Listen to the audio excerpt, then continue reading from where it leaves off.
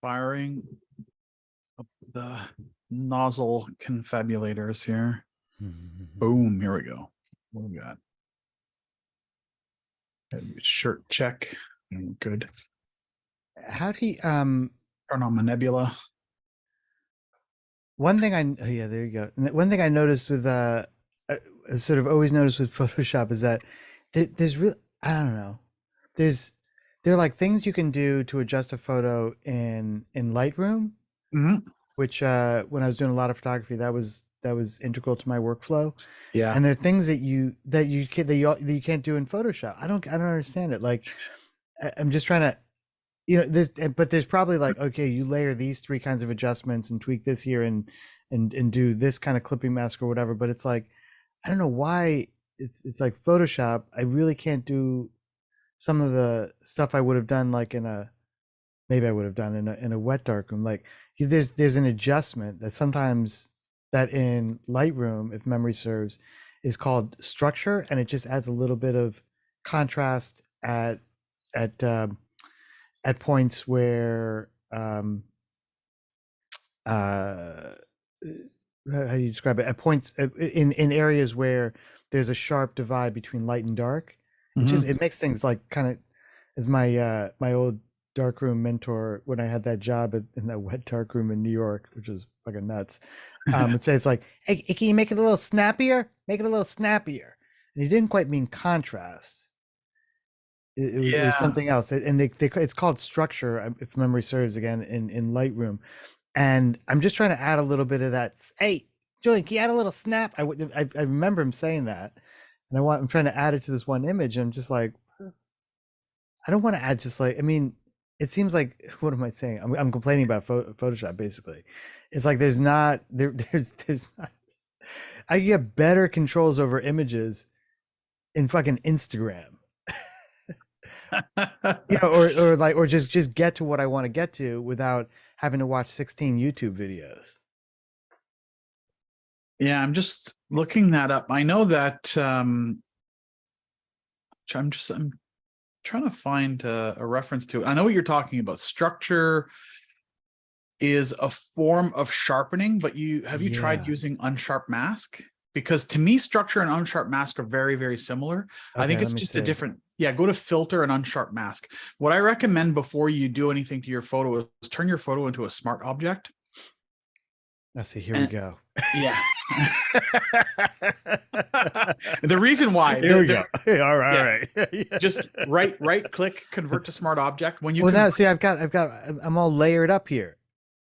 Oh, you can take everything. You just select all your layers, or you can put them in a folder. Boy. Yeah, you can select all your layers and just go convert that all into a smart object. It'll just boop. It's going to flatten everything? No, it won't, because when you double click on it, you have access to all the layers. All right, so now filter, convert for smart filters.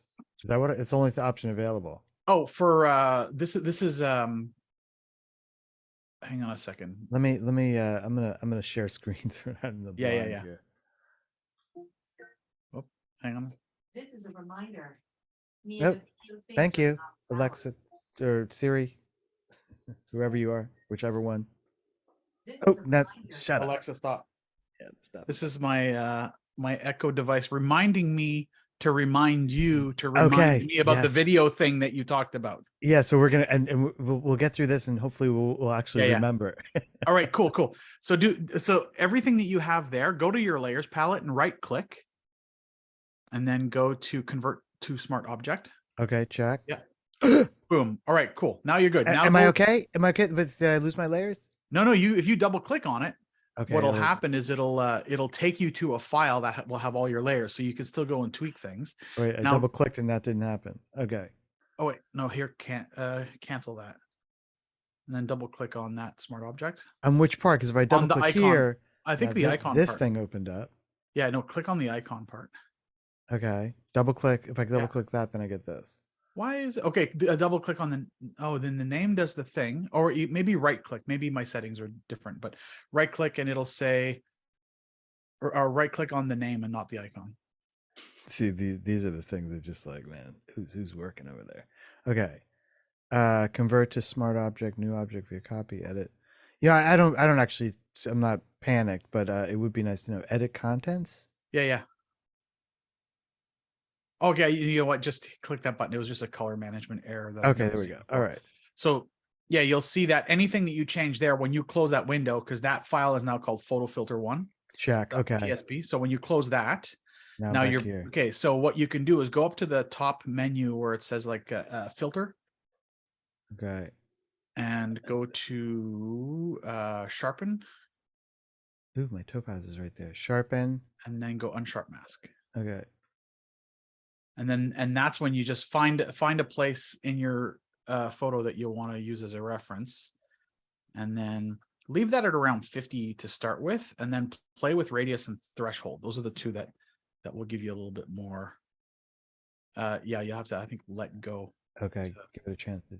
Okay. Yeah. Okay. I think we're there. Yep. That's it. You know, so it's like, why is it unsharp mask here and structure? I mean, it's like two teams not talking to each other It's over probably years, you exactly know, what it is. years and years and years. At some point, it's like, hey man, can we do some consistency? And can the shortcut for embed be the same across all our tools? You know what I mean? You know what I'm talking about. Yep. You'd be an illustrator and be like, oh wait, it's this contortion of my left fingers. Yeah. And then in InDesign, it's this other contortion. And no one is like whacking someone over the head and saying, like, this is your mission for the next 18 months is to make some consistency across our tools. Fuck, Yeah. man. So when you play around with that, you'll get some it just it does that thing. It just sharpens everything a little bit, but it's really easy to, I find that you sharpen it to a point where you kind of like it, and then just bring it back just a touch, just to make Yeah. it, not that it's not noticeable, but there's a distinct look to it. There's like you know when people use HDR, Yeah. high And they go dynamic too range, far. and it They just just go, goes too far and it looks like yeah. that, you can do that with an unsharp mask. Yeah. Cause they're like, ooh, cool. Right. You know, it's like, let me just put this into a whole different I universe. love this Porsche, by the way. This is like a, yeah, see, that's like probably too far. Yeah. And I think actually it's too And play contrast. with threshold. That's another important slider. Usually radius and threshold, it minor changes does quite a bit. Oh, I guess in that. I'm not even actually sure, but when I I'm saw it seeing a on my, little bit. I'm seeing it in the highlights. yeah, yeah, yeah, yeah. Then okay, so here's the bonus about using a smart filter, is that you can go and double click the unsharp mask filter and edit it, whereas you couldn't do that before with Photoshop. And what you're going to see here is going to be the non-filtered version, because you're inside the nested layer. Yeah, check. I don't want this bullshit thing. Much check.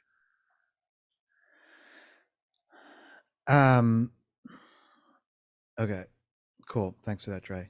Hey, so let's do the video thing real quick because I'm a little bit panicked about it. Not panicked, but I'm just kind of like, I was like, man, I fucking forgot I have to do this thing. Mm-hmm. And it's always a thing. It's like, man, I say yes, I'll do it, and then when it comes time to do it, I'm kind of like, fuck, man. I don't want to sully my weekend with having to deal with this.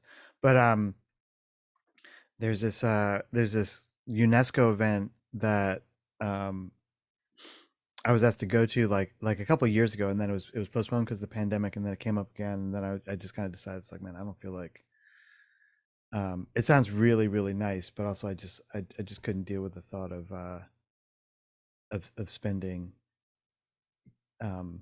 essentially like 40 hours traveling. Mm-hmm. When you add it up, you know what I'm saying? It's like, oh, but it's only a 17-hour flight. It's like, no, it's not. 17 hours each way, and then plus add at least 4 hours on for transit and sitting around and being and grumbling Where, in where, airports. where is this? 17 hours away? It's in Austria. Oh, I got you. I'm not going because I said I'm not. I because I just didn't feel like traveling. Because it sucks. So anyway, so for some reason I said like, you know what I'll do is I'll do a video presentation. So we can do a video presentation that they'll show, but then I still have to be there for a Q&A, be there. Like sitting back here probably at 5 a.m. or something fucked up like that. Mm. But it's all for the cause, right? Doing this for the cause. So I was thinking about, I was like, what am I gonna do for the video? And of course I'm the first thing that pops in my head is like way more than I would need to do to get away with, to have a satisfying thing. So I'm like, oh, I'll break out the 96-inch green screen. So all of a sudden I'm kind of in like full on production mode, and I'll be Augie, right, with my pipe, and I'll get a nice, so in my mind I'm kind of like, oh hi, I'm Julian Bleeker, founded the Near Future Laboratory, and then point my pipe to like just some fucked up background screen of one of the lab HQs that I did. And then I went even further, which is like, oh, it'd be great because I saw like a Hot Pockets commercial on YouTube where they're dipping some mozzarella stick into this marinara sauce, and I was like, oh, that's gonna be awesome. Like I'll have that going in the lower thirds,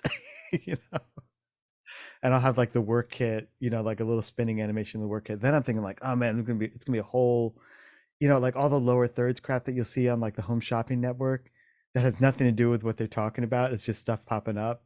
It'd be like they're on the Home Shopping Network and they're talking about like ceramic vases, and they're like, Capitol attacked. It's like another shooting in Minneapolis. It's not funny at all, but it's like that's what they do. And so I'm thinking about all this stuff. So there are two questions I wanted to, Dre, you popped in my head. One was, okay, I was maybe I'm overloading, but I was thinking it's like, oh, this could, maybe this is another video that is, it's directed at this audience, which is, I think it's like a bunch of people are paying for tickets who are kind of interested in futures stuff. I think something like that. But then they're also going to be like some of our, our people who are also attending. And I think the Q&A that I do is like, I'll be sitting on a virtual sofa with Tobias, talking about something. But I was also trying to think of like, okay, so how can I do a video that's also of use to, quote unquote us? And remember, I've been putting off for like what, 3 years now doing an onboarding video. Mm-hmm. I don't know. It might not work, but I was just sort of thinking, I started thinking like, well, how can I make this into something that I'm actually excited about? So doing all the fun, wacky, it's going to drive me crazy in After Effects animation stuff is kind of fun, even though it's going to be a pain in the ass. I don't know. Maybe the second part of like overloading it isn't relevant. I think the thing I was like, what's the quick workflow for that kind of stuff? Is it? I mean, I've always done it in the past in After Effects, but always sort of like it felt like I was banging my head against the wall. You get it done, but maybe they're like templates for like lower thirds. I mean, I have a bunch of those. I don't know. I'm just sort of putting it out there. It's not really a question so much as like, let me just be helpful perhaps to like talk to you guys about just your thoughts. Yeah, I mean, my thoughts on that is including like, no, just sit in front of your camera like you are now and do your talk, and then and forget about trying to be complicated about it. I mean, that would be the easiest thing is just sit in front of the camera, do your talk. Then the next step would be to take that same footage and cut out everything, just make it fast paced, condense what you might say in 10 minutes into 90 seconds, right? Mm-hmm. Like, how do you make it really, really fast paced? Because that's the attention deficit syndrome that's going on in the world today. And then I think it's just, what's the straight cut version of what it is that you want to say without doing any fancy stuff, and then add the fancy stuff, like do it up over time. But at least you have the basic thing. I recommend just using DaVinci Resolve for a whole bunch of different reasons. I thought you were going to say that. I was in the car. I was like, Dre keeps bringing up DaVinci Resolve. Yep. And I was like, yeah, maybe this is a great also opportunity to learn DaVinci Resolve. And then I was like, man, that sounds like a train wreck. Well, it's a great workflow because every aspect of the experience from ingestion to editing to sound to effects to color grading is all in one application. Whereas if you try to make an effect in After Effects, well, you're going to composite in After Effects, but you're going to have to bring it into Premiere. You bring it into Premiere, well, that's a whole world of crashing that's going to happen there. So you'll be beach balling every 15 minutes or so. And then you have to put it into Media Encoder to turn it into usable stuff. Adobe's got good stuff, but it's just it's convoluted. It's a really, really messy process, whereas Resolve is fast and clean. And especially, you said you got yourself that new PC, that'll just run like the bee's knees on that machine. What's the hurdle to learning to, because I've never used it. It's, if you use Premiere, you can use Resolve. It's straight cut editing. It's the only thing you have to remember. I think you can even tell DaVinci Resolve to use the same shortcuts as Premiere, so that if you hit B, it's a blade for cutting. If you hit A, it's your arrow for selecting things. But it's to me, it's video editing aside from magnetic timeline like Final Cut Pro. But Premiere, Avid, even audio, Logic, and Pro Tools, it's a razor blade cutting a piece of tape. The metaphor is the same in every program. What did you say, Camille? I was just saying that because Premiere is built for everyone and for its ecosystem, it's super bloated compared to DaVinci Resolve. Like everyone I know who does serious video editing is moving towards Resolve. When you're speaking to everyone, you're speaking to no one.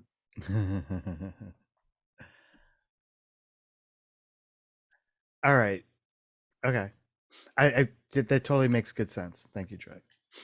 Just so get something done so you can be like, you know what, fuck it. I'm not gonna, this is it. This is what you get. Yeah. I'm not gonna spend an entire weekend, as much as I would love to, man. The Hot Pockets thing with the Dude, you could totally do that. I think that's just give them the alpha version. They don't deserve the Hot Pockets. They won't even get the Hot Box. It'll go over. No, wait. It wasn't Hot Box. It was Jack in the Box. Sorry, it was Jack in the Box. Jack in the Box. They don't deserve Yeah. Jack in the Box. Yeah, just give them the alpha pre-release, and then you can hang the ornaments on the internal beta testing exclusive reissue. Check. Yeah, I mean, getting it done is awesome. The one thing that I would, if you want to have any kind of feature creep, then using it as an excuse to build some of the forms of communication that you might want to have is could be useful. So if you want to be able to do something with a second camera, or if you want to do something with icons or something like that, then using that as a context to sort of try them out and construct them as a basic form for communication, then you can use them, even if they don't necessarily make total sense within it, then you'll have them to sort of reach for and play with once you're into the onboarding stuff and any other communication mode. But yeah, I'm with everybody else here that done is pretty good. Yeah. Cool.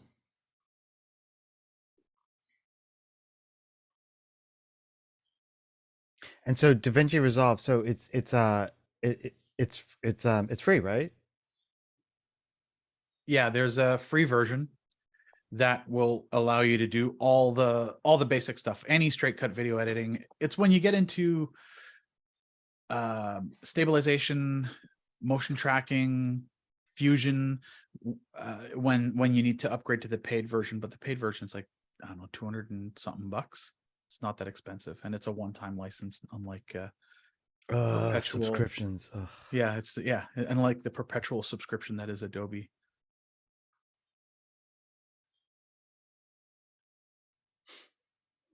Check. All right.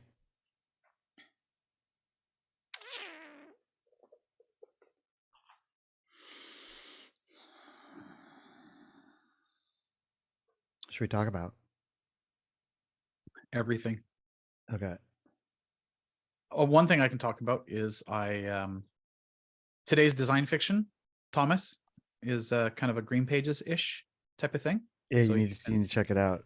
check it out on my website. Checking. Designfictiondaily.com. Find can yours order- wherever you find. Order a side of your honey favorite. mustard right there. Yep. Mm-mm-mm.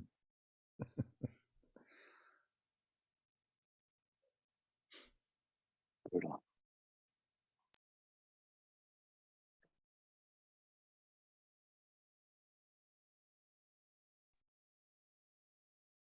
Yeah, Thomas, I've got some like exhaust content from that post that I can share with you if there's anything you want to include in Green Pages. Yeah. Sweet. I'm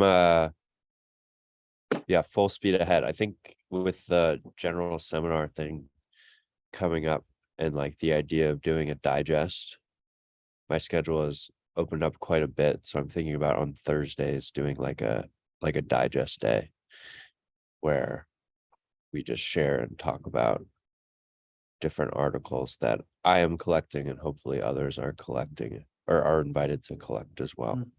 So Yeah. stay tuned for that. Cool. Make sure to put those, set them up as events in Discord. So Yeah. I've been Yeah. doing that more. I've been like ruthlessly busy for the last 2 or 3 weeks. So they've just been happening a lot less. But I finally got event permissions. So I don't need to toss that off to people anymore. But What was the thing? Yeah, full steam Remind ahead. me, what was the thing that unlocked that? Because we figured it out, but what was it? Do you remember? yeah, we figured it out. The Discord folks were no help. Yeah, the Discord folks are no help. It was I just needed to enable two-factor That's right. authentication. Yeah, I guess there hasn't been a huge amount of Green Pages like progress, but yeah, look out for more events posted. The regular like Tuesday at 10 a.m. But then I'm gonna try to add a Thursday meeting as well. And I'm working on a flat lay of the magazine so we can start kind of plugging and playing what we have.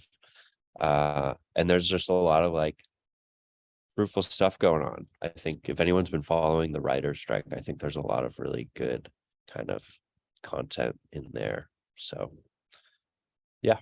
That's the theme of Dre's Yeah, DFD. perfect.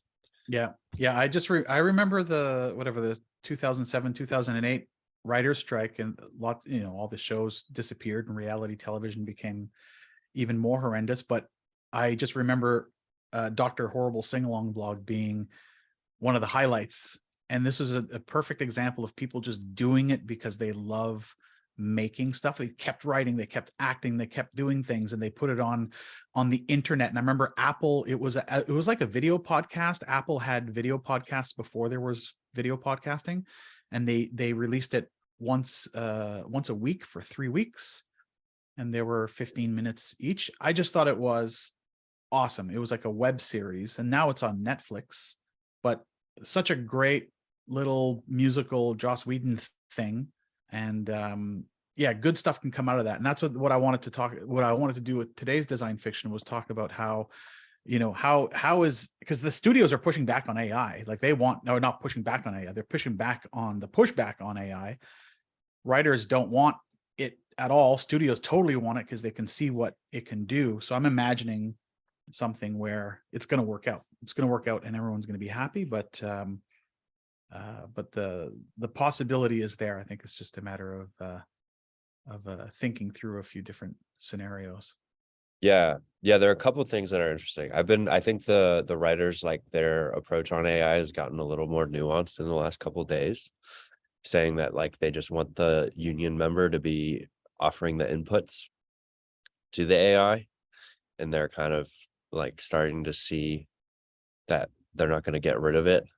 But then the other part of it that I thought was really interesting was kind of how the other like half of this, or maybe honestly more than AI, is that like because were moving from cable to streaming, which I was like, this has been happening for a while, but whatever. I guess the pandemic kind of screwed up the last negotiation, so they had to kick the can till now.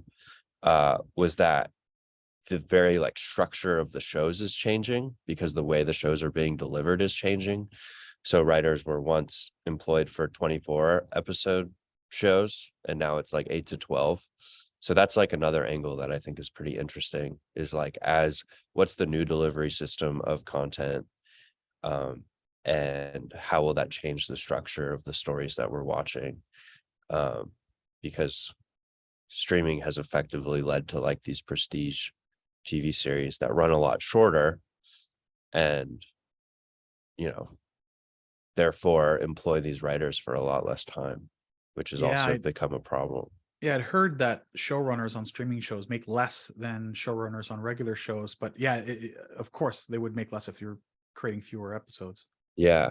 Yeah. And it's still like a weekly shooting schedule. So anyway, I thought that was a fun thing to dig in on, and I'm going to try to like post on the channel, like kind of like 5 articles a week on different topics. And then hopefully we can like kind of talk about them together, and have like mini seminars. Cool. When you let's link up on some of the stuff that you post, especially if you put any Green Pages stuff out, like the magazine that you're working on, because I think we can synchronize on, like, I could do a design fiction daily and shout out to you, and we can do like Yeah. some all gas no brakes on that. Cool. Definitely. All right. That's the GP update, but excited to be kind of more full steam ahead on it. I got a quick solar punk update. David and I had a bit of a sprint last week to finalize all the images, and I think we've finalized what we're going to end up doing. Right now we're in there's no more new images, it's just updates and tweaks and maybe slight revisions. So everything needs to get upscaled and retouched.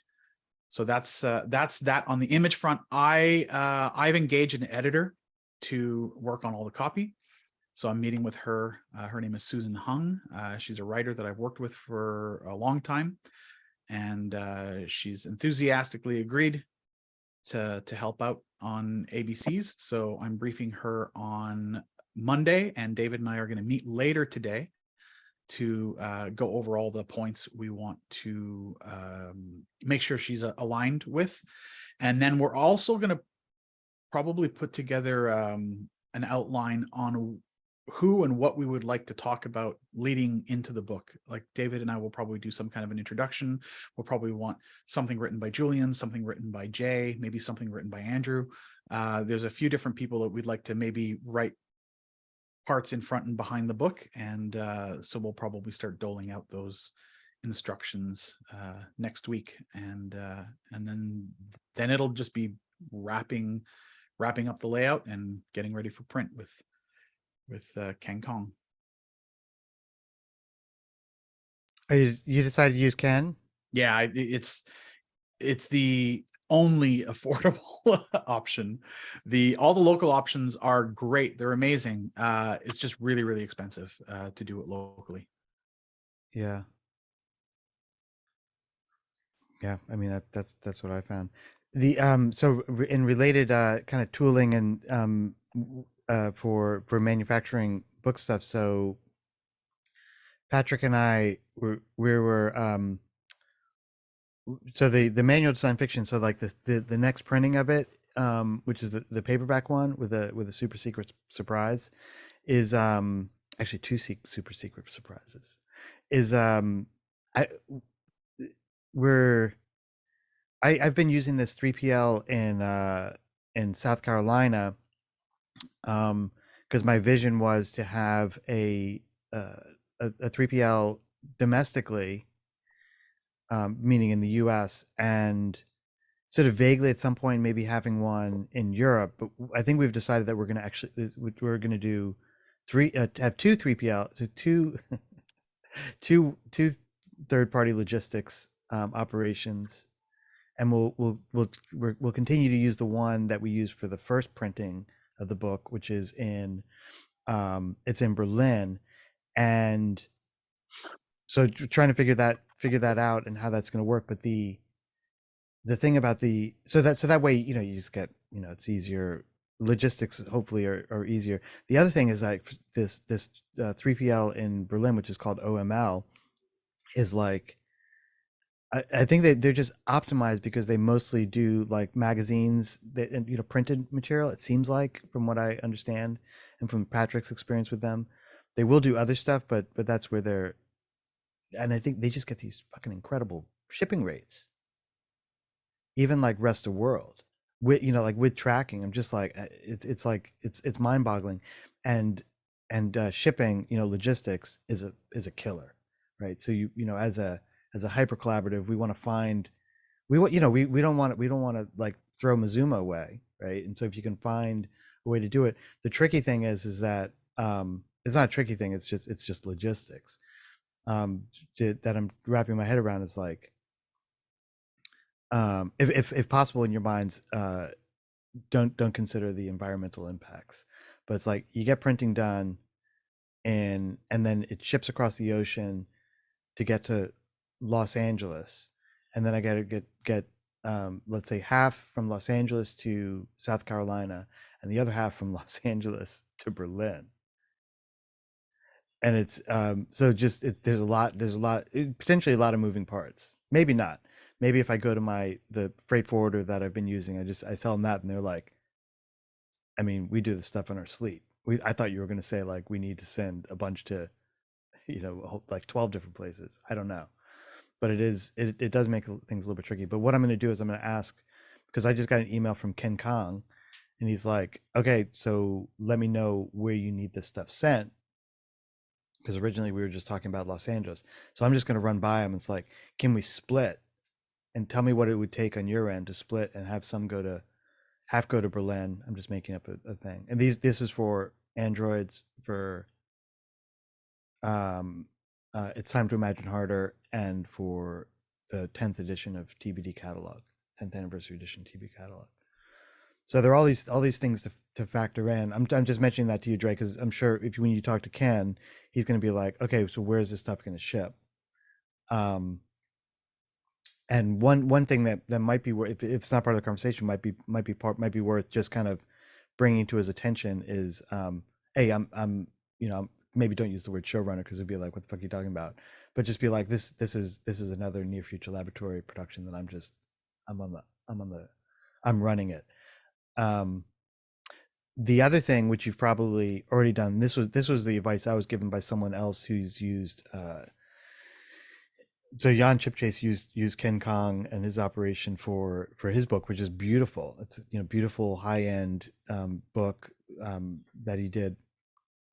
Is to be over clear to the point where you might feel like I'm annoying the guy as to the level of quality you expect, because otherwise they'll just do, you know, like you should be at the level of specifying paper, and he should be couriering to you paper samples, and it'll add a cost. Like he'll probably, you know, they'll add a cost to that, but it's worth it, because what you don't want to get, I'm assuming, my hope is that we're not angling towards just a shitty children's book with on crappy, you know, heavy glossy stock that feels like it's the kind of thing that they just, you know, give away to kids at school. Which is, he sent me one of the samples I probably have that he sent me. He sent it to me. I can't remember what the context was, but I'm glad he sent it. It was like a children's book in Spanish, something, but it felt like a shitty children's book in Spanish that you would find at a booth at the farmer's market, that some earnest soul was, I don't know, it just felt really, really cheap, or that you would find in a bodega, you know, and they're remaindered. Like, I got these on a great deal, so I'm gonna sell them for $5 a pop. And so the more, like, I've literally cut up books that were references to me and sent them to him, saying like, this is what I want. And then he's very diligent. He'll go through the process of be like, okay, not sure what paper this is, but here's one that's very close. Let me send you a sample. And he'll just send you a a page in a DHL envelope, and that way you can evaluate it and nudge them in the right direction.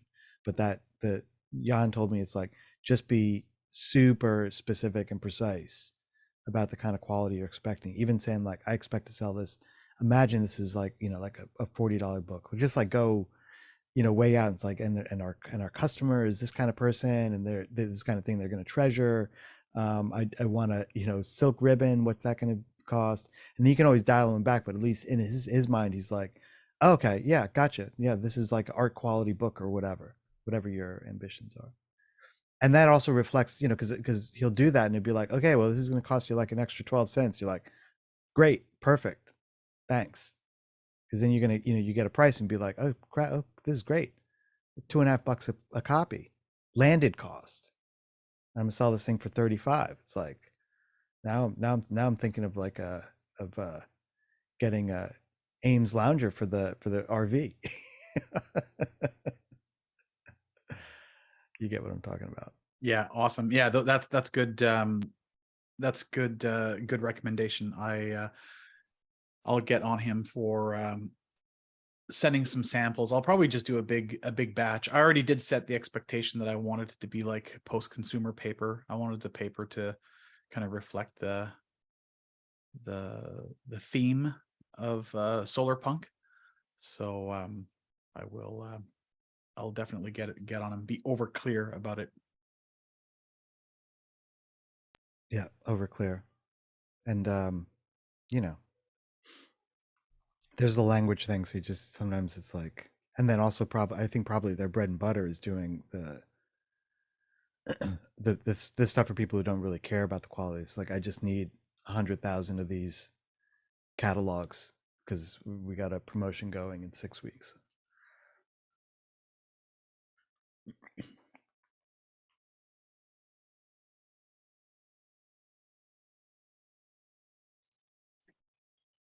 And also keeping, I mean, I'm saying it over and over again. I think it's worth saying over and over again. It's like, in my mind, we aspire to exceptional quality, exceptional, like superlative, and even if the thing is meant to be like, oh, this is just like a crappy thing from the future, because you also, it'd be beautiful if people just sort of treasure these things, because it comes in a drop, and even though it's kind of positioned as like a children's book from the future, it's like, yeah, just like beautifully done and with care and consideration,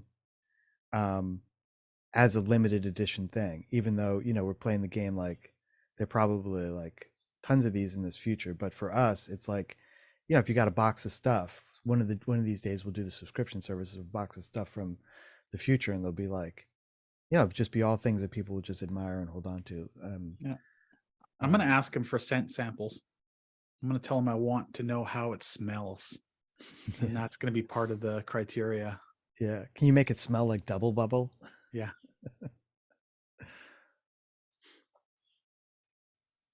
A little bit of diesel, a little bit of bubble gum.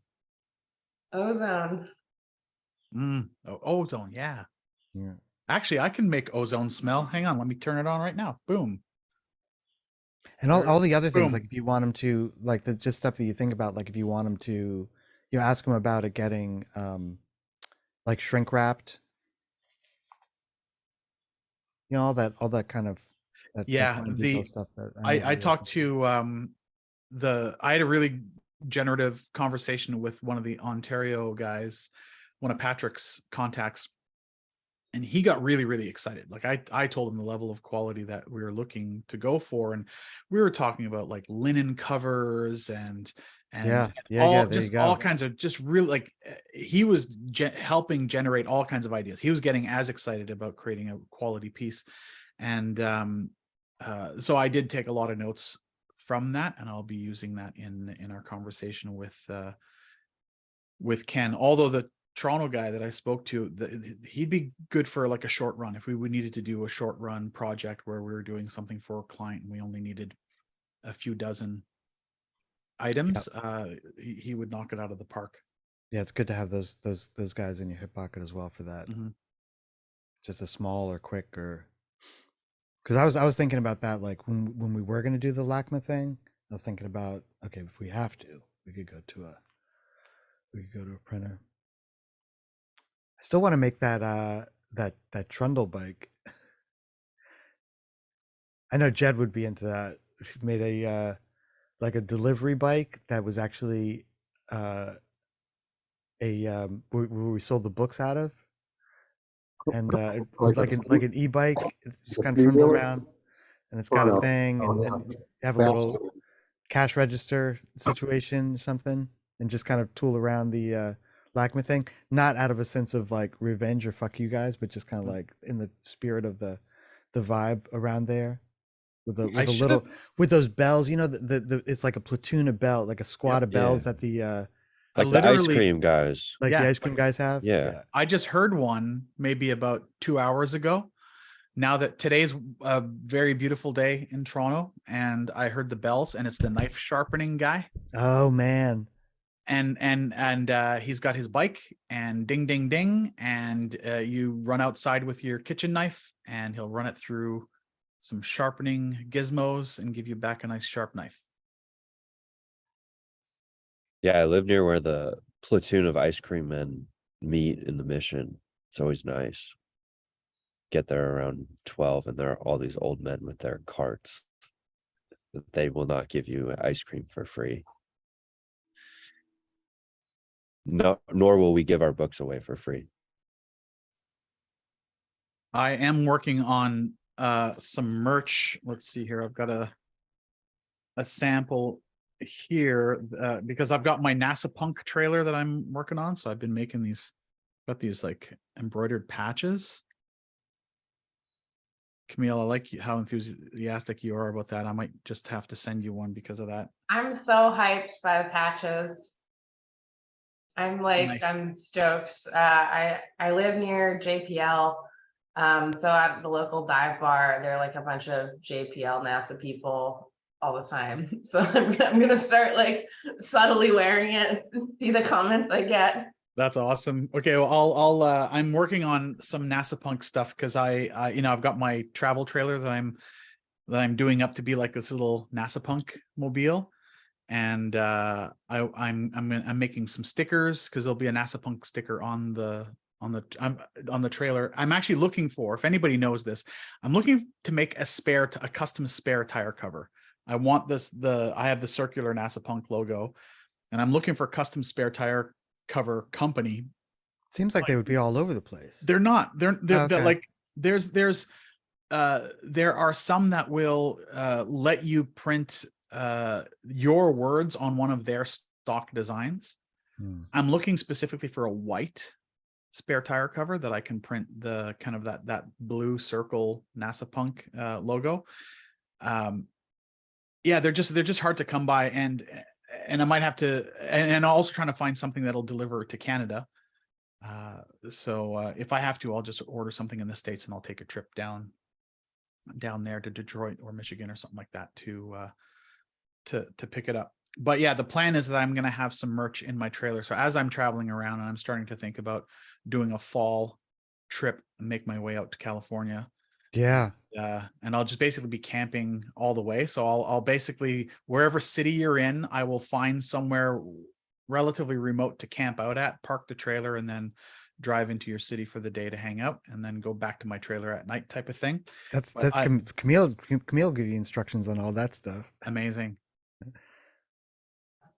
That's how I moved to LA. I was camping in the National Forest, and then during the day I'd go look at places. Yeah. Okay, cool. I want to definitely pick your brain about that. But yeah, so I'm starting to plan that trip, but I will have a bunch of merch with me because I imagine people are going to approach me and be like, hey, that's a cool trailer. What's going on? I'll be, well, hey, you can take a bit of it with you. Yeah, when you start getting closer to getting out your triptych and drawing with the yellow highlighter, where are you gonna go? Yeah. Like let's I'd love to just hear what your ideas and plans are, and maybe we turn it into a little bit of a thing, like when you're in whatever someplace, like meet up and do something epic and create a scene or something. Exactly. Well, epic, make a scene. ABC, as they say, right? Always be making content. Yeah. I thought ABC was always be comfortable. So I call it the ABC, the welding, because when you're in position, you want to be comfortable. No? Okay. I'm digging ABC as a comfortable. Yeah, I'll take that. Always be concentrating. Always be computing. That feels appropriate, Randall. That's what I'm about. Always be curious.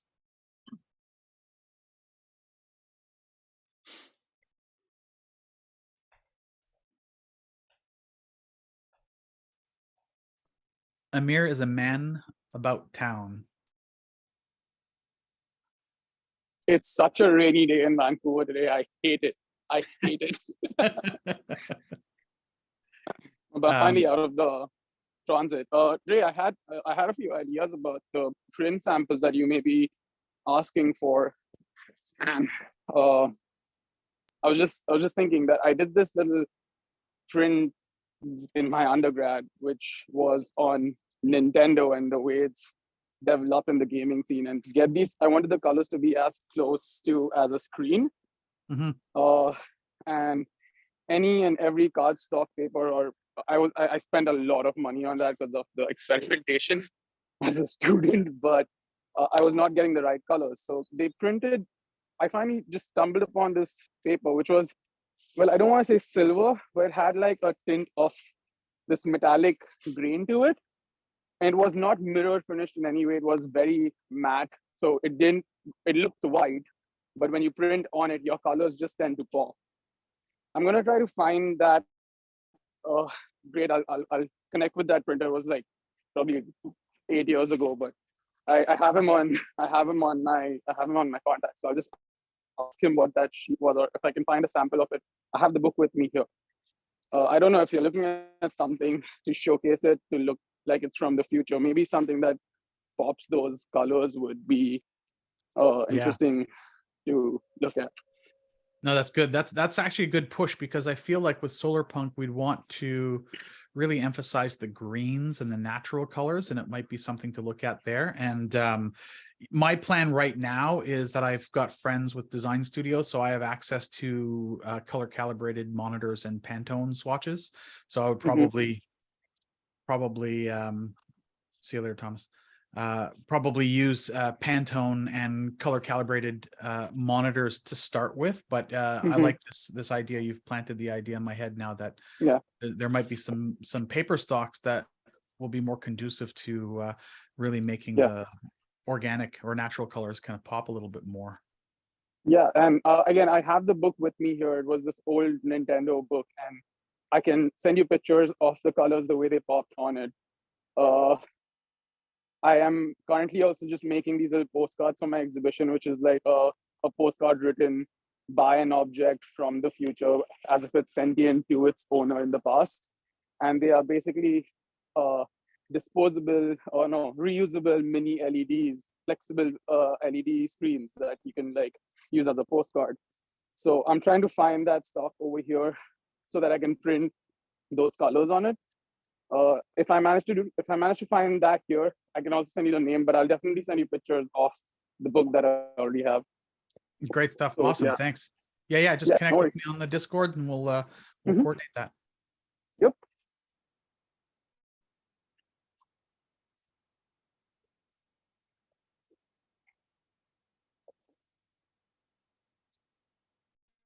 Last week for me, it was a lot of financial meetings, but that was kind of interesting because, is this mirrored for you guys? Yeah. But as part of our sort of financial statement and strategy moving forward, we created a ChatGPT generated agenda.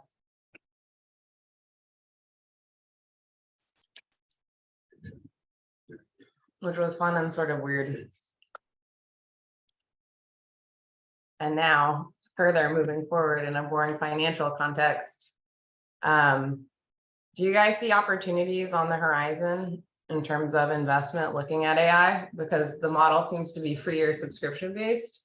And it's like, sort of Web 2.0 is all about being funded by advertisers. And now with AI, that seems so much less a part of the ecosystem.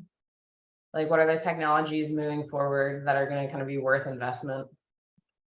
I have theories. I'm curious about your theories. We also don't have to go here. I know this is Camille's very boring familial obligations. So feel free to move the topic along.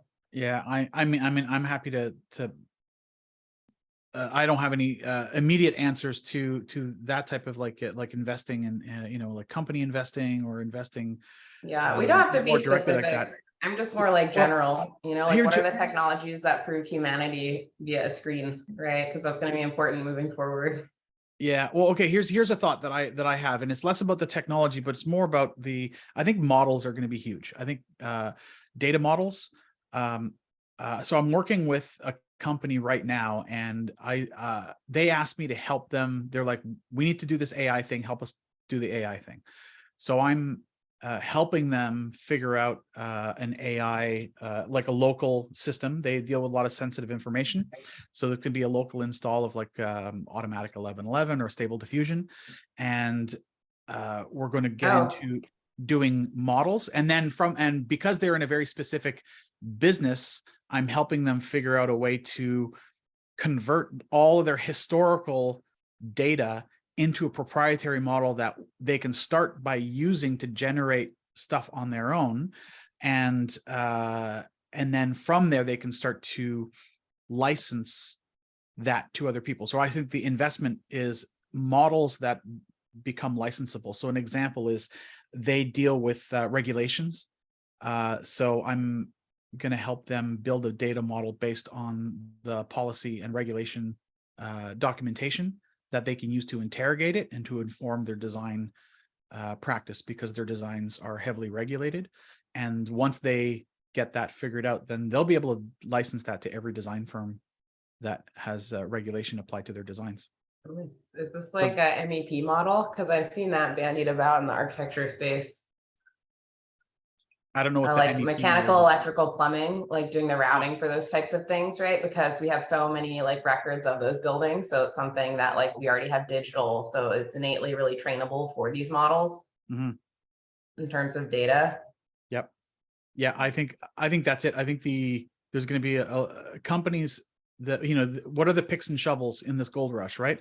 And I think one of them will be people turning data into models. Turning raw data into models. They just come into your company and make it happen, because there's a lot of work to take a server full of files and make it legible for as a data model. So I think that as you may or may not know, I think that AI is wrong, like not in an ethical way, but just in a technical way.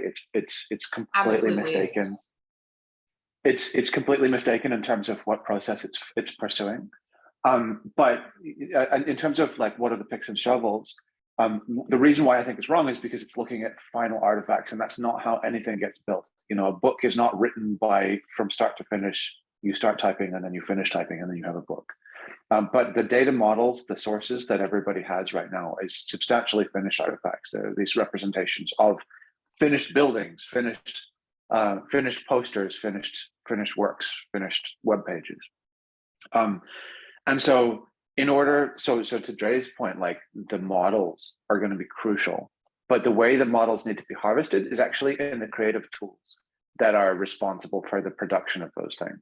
And so the companies that are responsible for building those creative tools are in the best, maybe even sole position to harvest the data that's kind of responsible for making the most generative models of like how something actually gets built and the processes, and to whatever extent possible, the considerations. They don't have access at this point to the inside of the designer's or the engineer's head. And so there's a missing part of that process. But the richness of the models and the completeness of the mechanism from start to finish to represent those models is going to be absolutely essential to get from the sort of plausibly looking like a finished thing to being able to kind of constructively participate in all of the productive acts. so anybody focusing on the ability to do that harvesting, to be able to kind of negotiate those rights and responsibilities with regard to like, so Adobe's cheaper, but you're going to go into this data set, you know, like those kinds of things are probably, even if I don't like them, the more important things to happen in order to make sure that that AI generated stuff can make that jump from being like plausibly enough like the final artifact to an outsider to something that has the ability to contribute to those internal steps, as well as to be able to get a better frame of reference to glean what the real constraints are that govern what it is one of these things are. Like, I don't know if you saw there was a thread about kimonos. Somebody who really loves, and I don't know if they do kimono science, but like just tearing apart like all of the things that were so fundamentally wrong. And it was kind of like the way that we know that type is wrong and hands are wrong, because we have literal parts of our brains that are devoted to it. This kimonologist was similarly kind of disgusted basically by it. So if they could get up and like if AI could be getting all the way up into kimono shop, then that would probably help them. So if you can invest there, then, you know, get them on. That's awesome. I hadn't considered it like that, and I think you're absolutely right. It's less focus on the finished product and more focus on the process, because I just think of, you know, my concrete example is that every design that I have, I always have like the iterative steps that it took to get from point A to point, I don't know, 35, and training a model to understand what iterations look like and how the design process, a creative process, a thinking process is made. That's great. Okay, so I say invest in companies doing that. That would be a good investment right there. Cool. Thank you guys. You know, my part-time job as financial advisor is kind of beginning because of the summer, so much appreciated.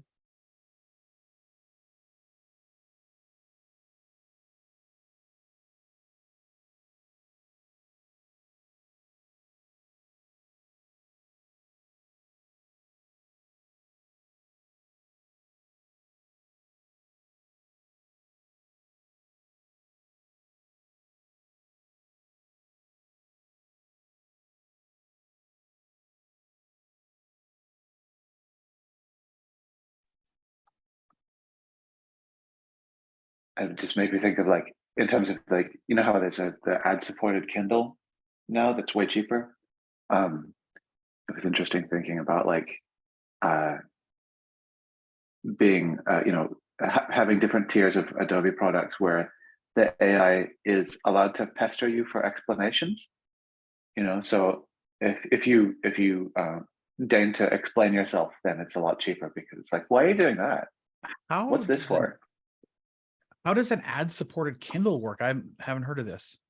Like, do they write ads in line with the story? So all of a sudden you're like, you're reading context of the ad in the story? How does that work? Well, I think it's like an e-ink display. So if you're not reading a book, the display is just flashing an ad. All right, got it. Okay. I like the idea of reading a story and then getting like an inline ad. So like a classic, and then all of a sudden it's like, it's pitching you like Skillshare or something like that. Yeah, Taco Bell dipping sticks or whatever. Yeah, Taco Bell dipping sticks in the Tempest. Yeah, that's great.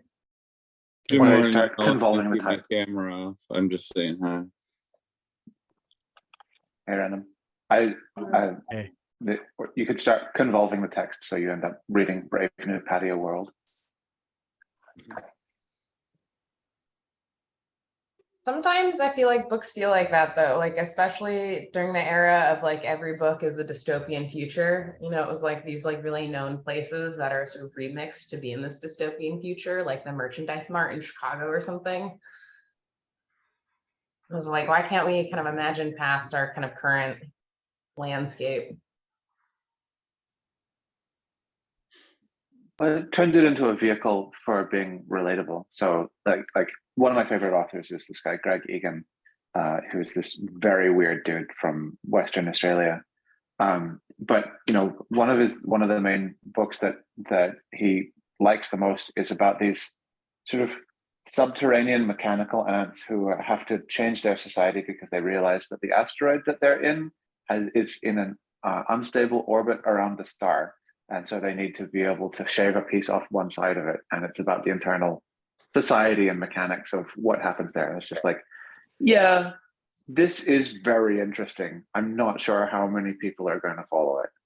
So, you know, a little bit of Patty World isn't hard terribly for people to be able to kind of bring it back. And yeah, like it reminds me of Baudelarization, the process of like, I think it was Thomas Baudelaire, like tried to sanitize various pieces of Shakespeare in order to be able to make it fit for young ladies. And that wasn't out of contempt, it was for out of a desire to make something that people would even consider giving to people they wouldn't otherwise give. And so it's a tricky thing to negotiate. Like, is this bringing people in, or is this debasing what it is that the message is enough to the point where it's not worth even telling? That sort of says products, media products could be released like Disney might have an adult channel someday where you same story, tiers of scripts depending on your parental advisory.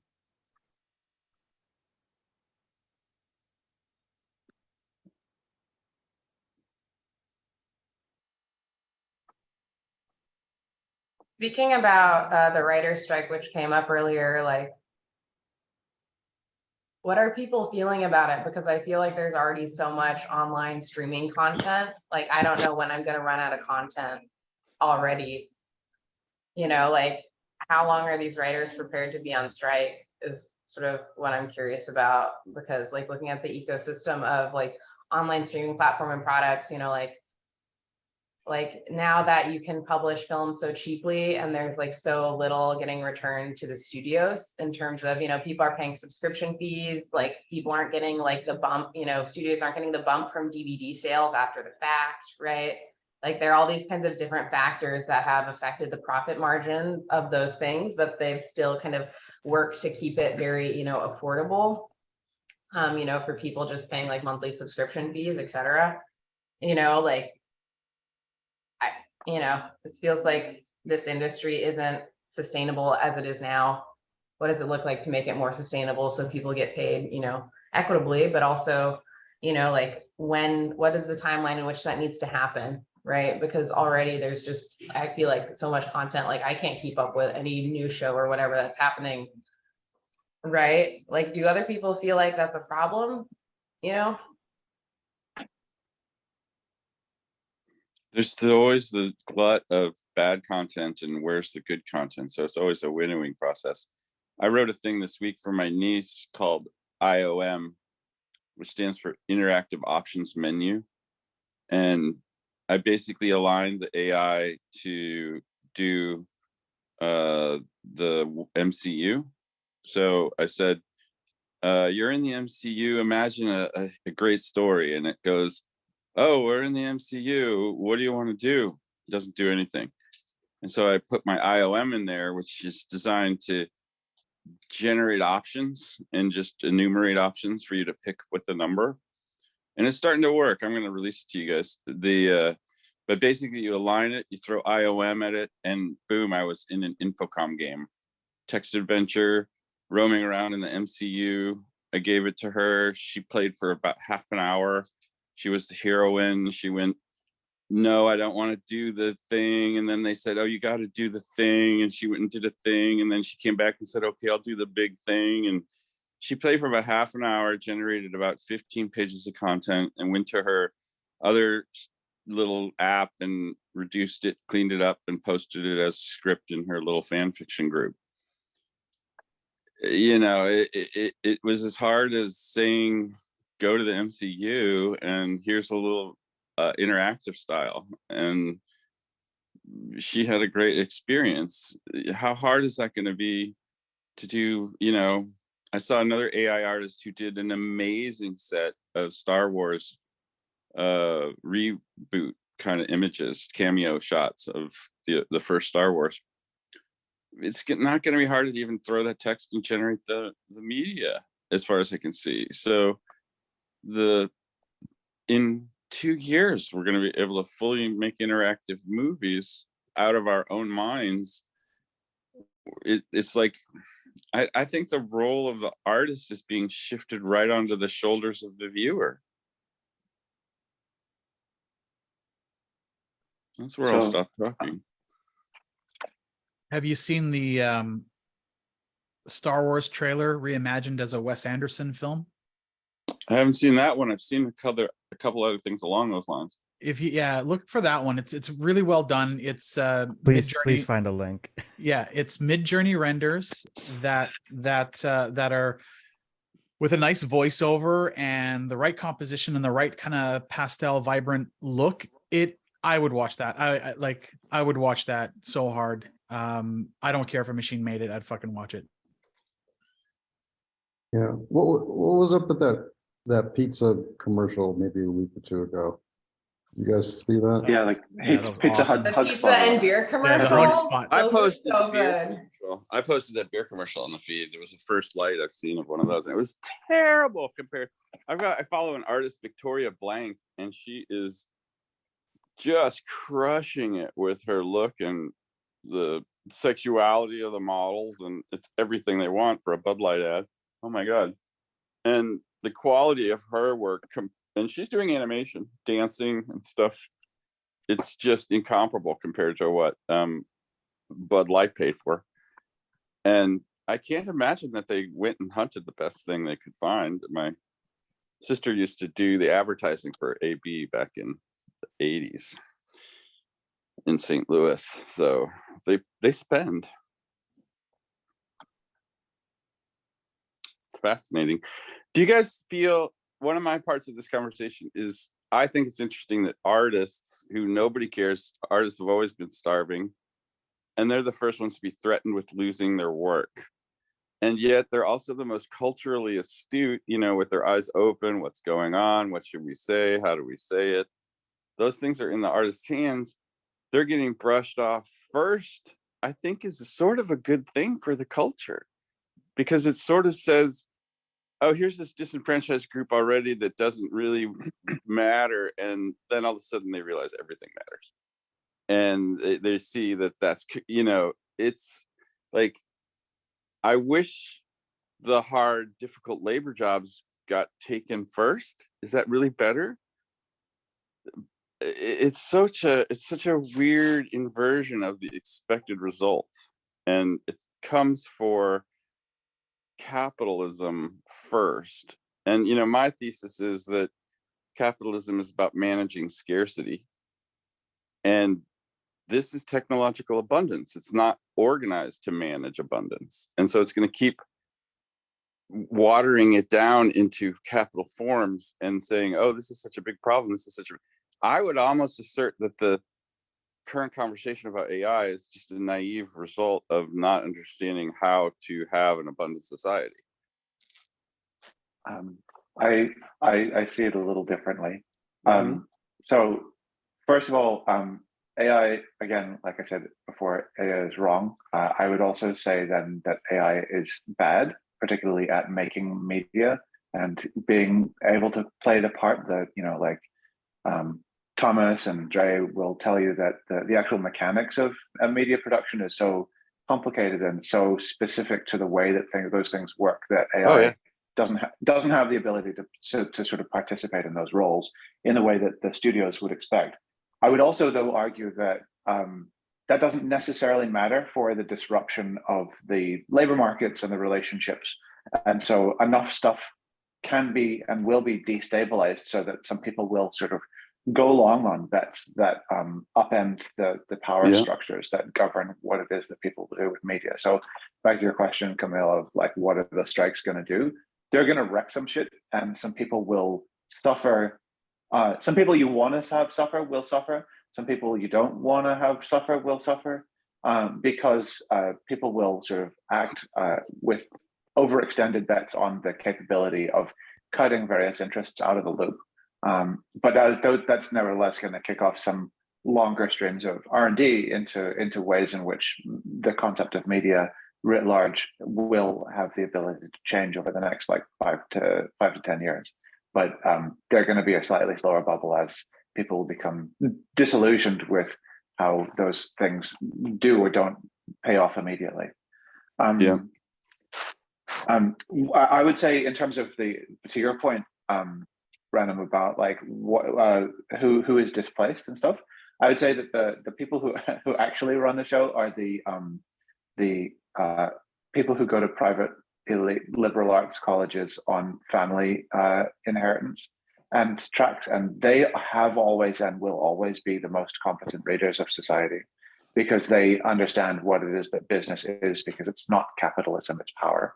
And so it's it's not to do with scarcity, it's to do with being able to kind of silo and separate the relationships to power. And one of the greatest benefits to that class, not to sound conspiratorial about it, has been the sort of the technocratic kind of movement coming out of places like Silicon Valley to say, we don't need to have any liberal arts education.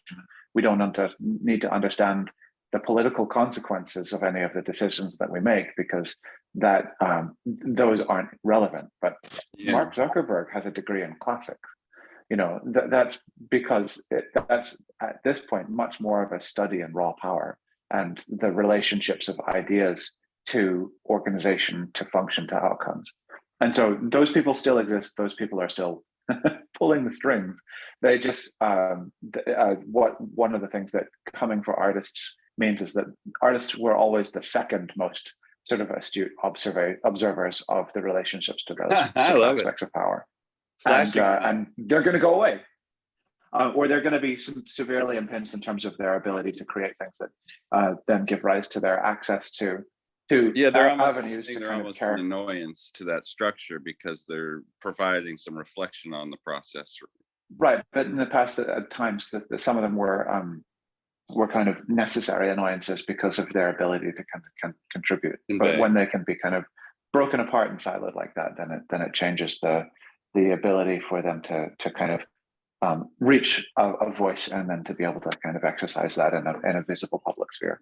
So that's very good analysis, a slashing analysis. The way that the media tools are given away almost, and then yet the channel is not. And so there's a sense of emergent power, but there's not. And yeah, I agree with that. You know, I was a Hollywood pro for like 10 years. I totally appreciate what you're saying. The thing that blew me away about that was the Shrek thing, actually, because I got involved with Shrek and I thought, okay, let's do a live Shrek. Where's your models? Let's get some poses and some renders I can work with. And they're like, no, we don't have Shrek anymore. He got lost in the digital tar pit. And the entire production structure of Shrek 1 evaporated after Shrek was over. And none of the assets could be recapitulated. The whole thing has to be reinvented. And when you look at the AI and the emergence of that in the industry, somebody somewhere is already getting the tools together. They're not funded by a studio, they're private, and they'll show up and they'll shop that shit around until they find a worthwhile or somebody who believes in them. And then they'll get their attempt at throwing it in the air, and maybe they'll catch. And I think that is the model, that's what did away with all of the sewers, because reality TV was a new format. You didn't need to pay for that. You don't need costume anymore. And so in a sense, what we're talking about is the progressive degradation of old formal arts, which is, I don't really know where that's going to take us, but that seems to be what's happening.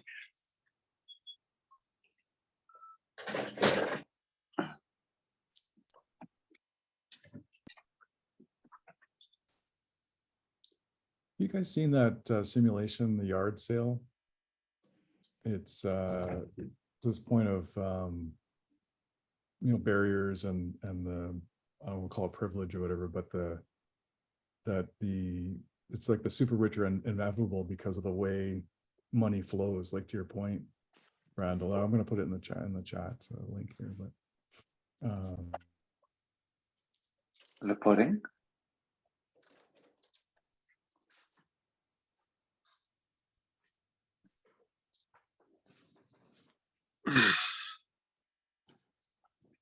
Cool. I'll read that. That looks really interesting. I also really like the visualization of it. yeah, I played around with it, and it's kind of mind-boggling. Like, forget whether you believe in the thesis or not. It's kind of like, wow, the system is gamed, right? Like it is gamed towards a certain group of people, and it kind of makes sense because you think about power, post-feudal society, that where, you know, follow the money. That's everything. My dad was an investigator. It's all like follow the money. Everything is follow the money. So so this simulation is like, it follows the money into some deep pockets. And so it just becomes an inevitable, the way we're organized right now. But anyway, sorry, I'm jumping in here. I had a little bit of a synchronicity moment. For some reason, I had to pull I'm gonna put it here, The Man Who Sold the Moon book, Heinlein, out. And there's a letter in here from Heinlein from the 5th of May, 1949. And he talks about his, and I totally forgot about this, but his whole map, like his, oh, I gotta do this. He has a whole map of you remember his future history story. I don't know if anybody's familiar with this stuff. I don't know if this could be helpful or a thing or useful in any way, but it's Love anyway, the format. just a weird synchronicity. So he's got the whole series. This is apparently, I pulled this off my shelf. It's got the same map in it. Green Hills of Worth. This is a first edition from 51. Apparently it's worth a couple $1,000.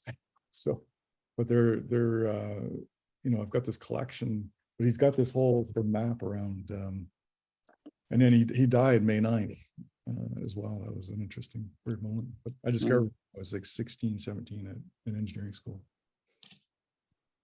I got a good collection of it, but anyway, sorry, that was top of mind. Happy Star Wars Day. Yeah, yesterday was May the 4th as well. But today, though, Revenge of the 5th. Oh, it's Revenge. Oh. Oh, I hadn't heard that one yet. Nice. I like that. I know that I'm sorry for my loss. That's great. I'm totally gonna have to do that. Today's the sandwich, the mayo day, Cinco de Mayo, Another one. you know, where you put mayonnaise in a sink or something like that.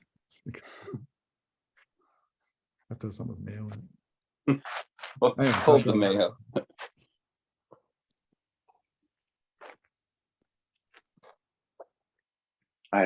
In a fit of enthusiasm, without having really thought through how hard it is to do, proposed to put on a talk at work that I titled, "What is a Person?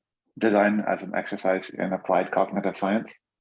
And so I'm going to be trying to do that in a couple of weeks, and try to sort of explain to people who are supposed to be involved in human-centered design that people don't necessarily agree on what a person is, and what thinking and what awareness and attention are, and so that I can kind of upset the apple cart a little bit and get people to think about what sort of alternatives might be. The apple cart, good Burst one. some bubbles. So people sometimes hate their bubbles getting burst, so be prepared for the tomato. Yeah, I figure not everybody's going to thank me, but it might make some of the product design for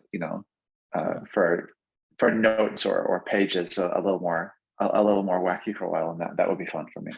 Let me run something by you, and not it's only because it recalled to me and not specific to what you're talking about, Brandel, or not meant to say like, hey, don't do the talk. This is just clear that not that you would, but I was thinking the other day. I've been thinking about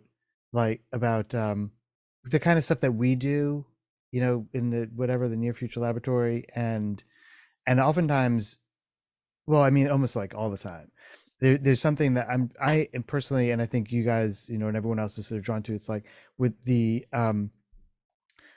starting with humor, right? And I've sort of theorized that it's a great approach. It's my natural approach, I think, just because I'm a goofy guy. But also, I think there's probably, you know, people, some cognitive psychologists or whatever, people could argue it's like, yeah, it's actually really good. And I've thought about it in the context of comedy, like we you know, oftentimes we'll go to see comedy because Mrs. is into it, and did an improv, you know, whole improv class over several weeks. And so it's cool. And then my whole thing, like when I saw Dave Chappelle, and I was kind of like, oh damn, okay, now I understand why he got the Mark Twain Prize. It wasn't just because he has the funniest jokes, but it's because he does something, right? It's like, it's commentary, right? It's cultural critique, shows us back the world, but it starts with a chuckle or a kind of thing like, oh yeah, man, it's kind of true. You know, you say it not in a dour way. And so I think that's really valuable. I think that when we do that, or at least have, you know, have an approach that's kind of like, oh, I hadn't thought about it that way, or that's kind of interesting, clever. That it's super interesting. And I was reading the like the first couple of pages of this essay that Anab Jain wrote, that people on Instagram, I mean not Instagram, LinkedIn were like, oh, you got to check this thing out. You know, really important. And I kind of read it. I got through like maybe like 2 pages, and I was like, something's not right here. And it was partly because, and so I realized, it's like, what's going on here? It's like, you're starting by antagonizing me or shaming me, and which is a very academic thing to do. You start with the like, here's what's wrong, and I'm going to correct it by the end of this essay. You know, I'm going to tell you what you're doing, what is going wrong. It's a very academic thing. I think has been my, and so I was thinking, it's like, man, you're starting by shaming me, by pointing to like whatever it was, like a huge hole in the earth, out of which is dug the raw materials that I'll remind you goes into that phone that you're holding, that you're now reading this essay on. You know, it's almost like, shame on you. Like, look at what we've done, or, you know, shame on all of us.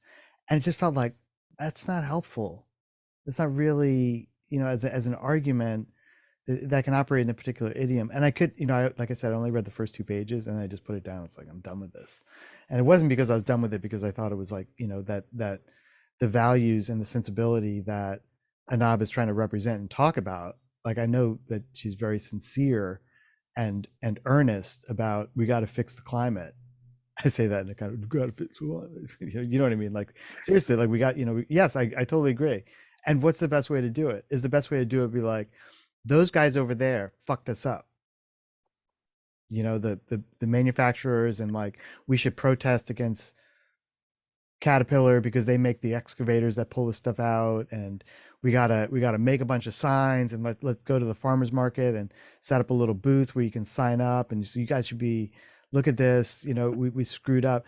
And and I've just gotten to a point where it's like, maybe I'm like, just, you know, like a either a grumpy guy now, or maybe like a little bit of a, I hope I'm not grumpy. I hope I'm not grumpy. I'm trying to figure this stuff out. Like, what is the way in which you can show people, you know, you can engage in a conversation about what we need to do that doesn't start with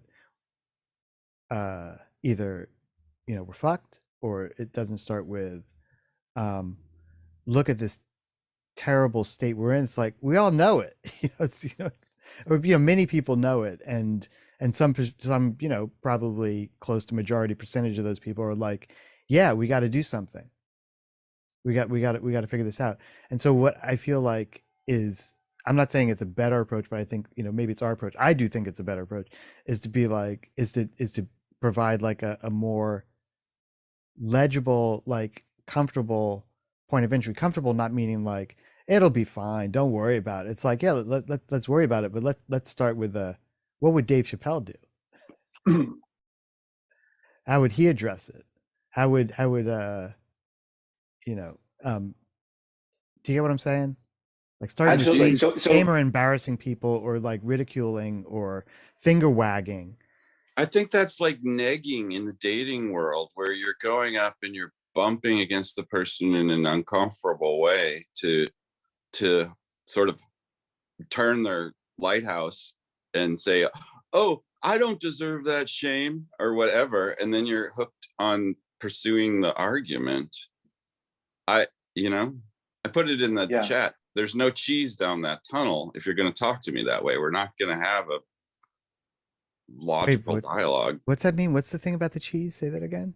It's just a thing I say to myself when somebody brings up a comment or a topic and you want to go get in a big rile about it. And you've been down that tunnel a dozen times with them. It's like, there's no cheese down that tunnel. There's no reason for us to pursue that. There's actually no win if we just extend that conversation to a logical end. So I say there's no cheese down that tunnel. It's funny you're talking about the academics, Jillian, and then this ants and the meteoroid thing. I caught that. I got all my profs, my very first crit, into a huge argument in design school because they built a sculpture around an ant's nest, and they were arguing like the ants are manipulating their environment, maybe destroying it even, but aren't they natural? Aren't they part of the planet? So, but I don't know. I think a lot of this is still people are trying to make people aware of it, but we're aware of it. And this thing about improv, I've been researching it. It's in the dissertation now. I found this guy, Angus Fletcher, who's been doing some work on this. And this is Wonderwork. So he's going through this. I'm still on the literature side of things to some degree, but I want to build a design fiction artifact for the dissertation now too. So I got to figure out what that's going to be. I might brainstorm that sometime with you guys, but this is anyway, there's just connect a bunch of dots there. But that, so he's got improv and imagination, you know, get to insight. It's that playfulness. And then when we first talked about I finally felt playful again, like the program I'm in just finally extracted that little bit of playfulness back again. And that is like is a scientific thing. It's a thing. So, and improv is a big part of that playfulness that allows people to get to the next insight or the next level. Yeah, looking forward to that dissertation. Yes, I will give you. You'll get a copy. Yeah. Not that you'll read it, but I'm trying what to. What are you talking about? What are you talking about? Well, you told me nobody reads it. Yeah, well, yes, it's true. Unless there's something. the imprimatur of Near Future Laboratory is wrapped around it, and we do it as a book drop. Then they'll read it. Oh my gosh, yeah, interesting. Gotta add some sizzle to that steak, Steve. Yeah, Camille.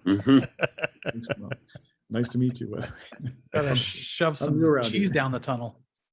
Yeah, really. you got some honey mustard dip on that bad boy. Yeah, the new ranch honey mustard. You need a compressed That's right. cheese whiz backpack to deal with just all the tunnels. You know, yeah. that's So go ahead.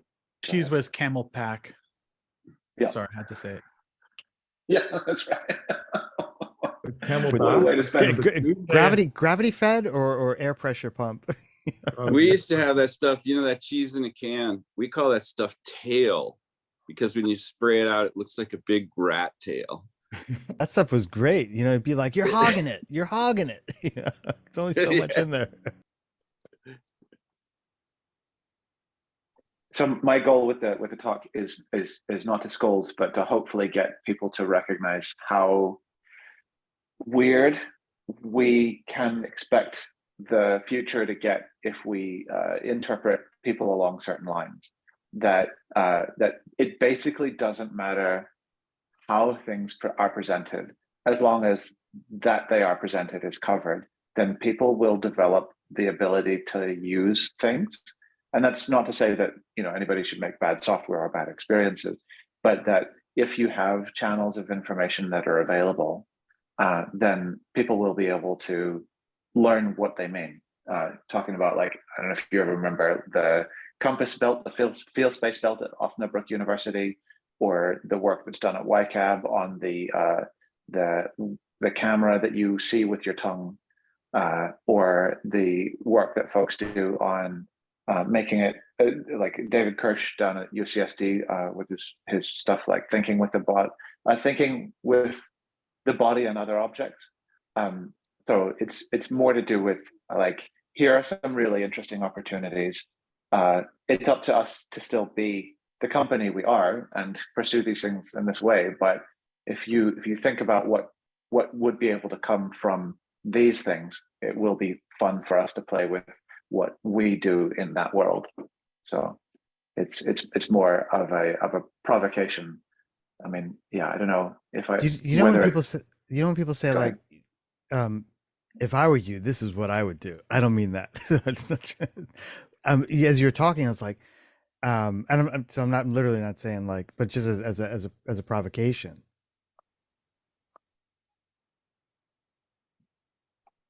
If it started with if you started with a couple of design fictions, I don't know, like a Dre LeBray caliber, this is one possible future of, you know, whatever it is that you're feeling into, but you know where the complexity is represented.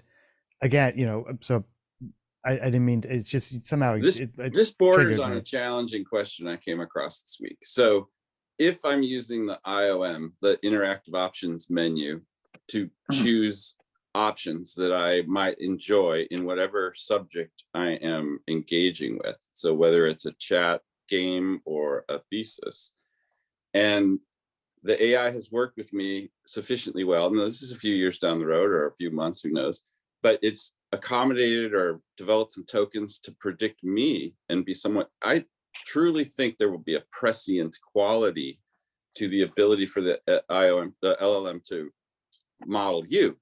And thus the suggestions will be modeled on you and thus appealing, which will be an appealing experience to see what you might want to do appear as a set of numbered options in your scenario or in your thesis or in your life. What do I want to do for lunch?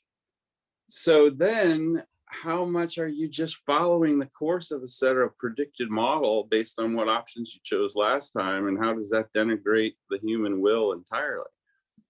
It's an interesting little circuit for me, because the prescient quality is definitely going to be there. It's why autocorrect works on typing. But it's also that terrible word almost becomes the gateway out of the trap. The bad suggestion is the only route out. So I think Kafka covered a lot of this. Like the thing is that formalism, like Almost software certainly. is just Almost certainly. It's, I mean, it's a good answer for just about anything, I guess. But like, would you like to add to that? Well,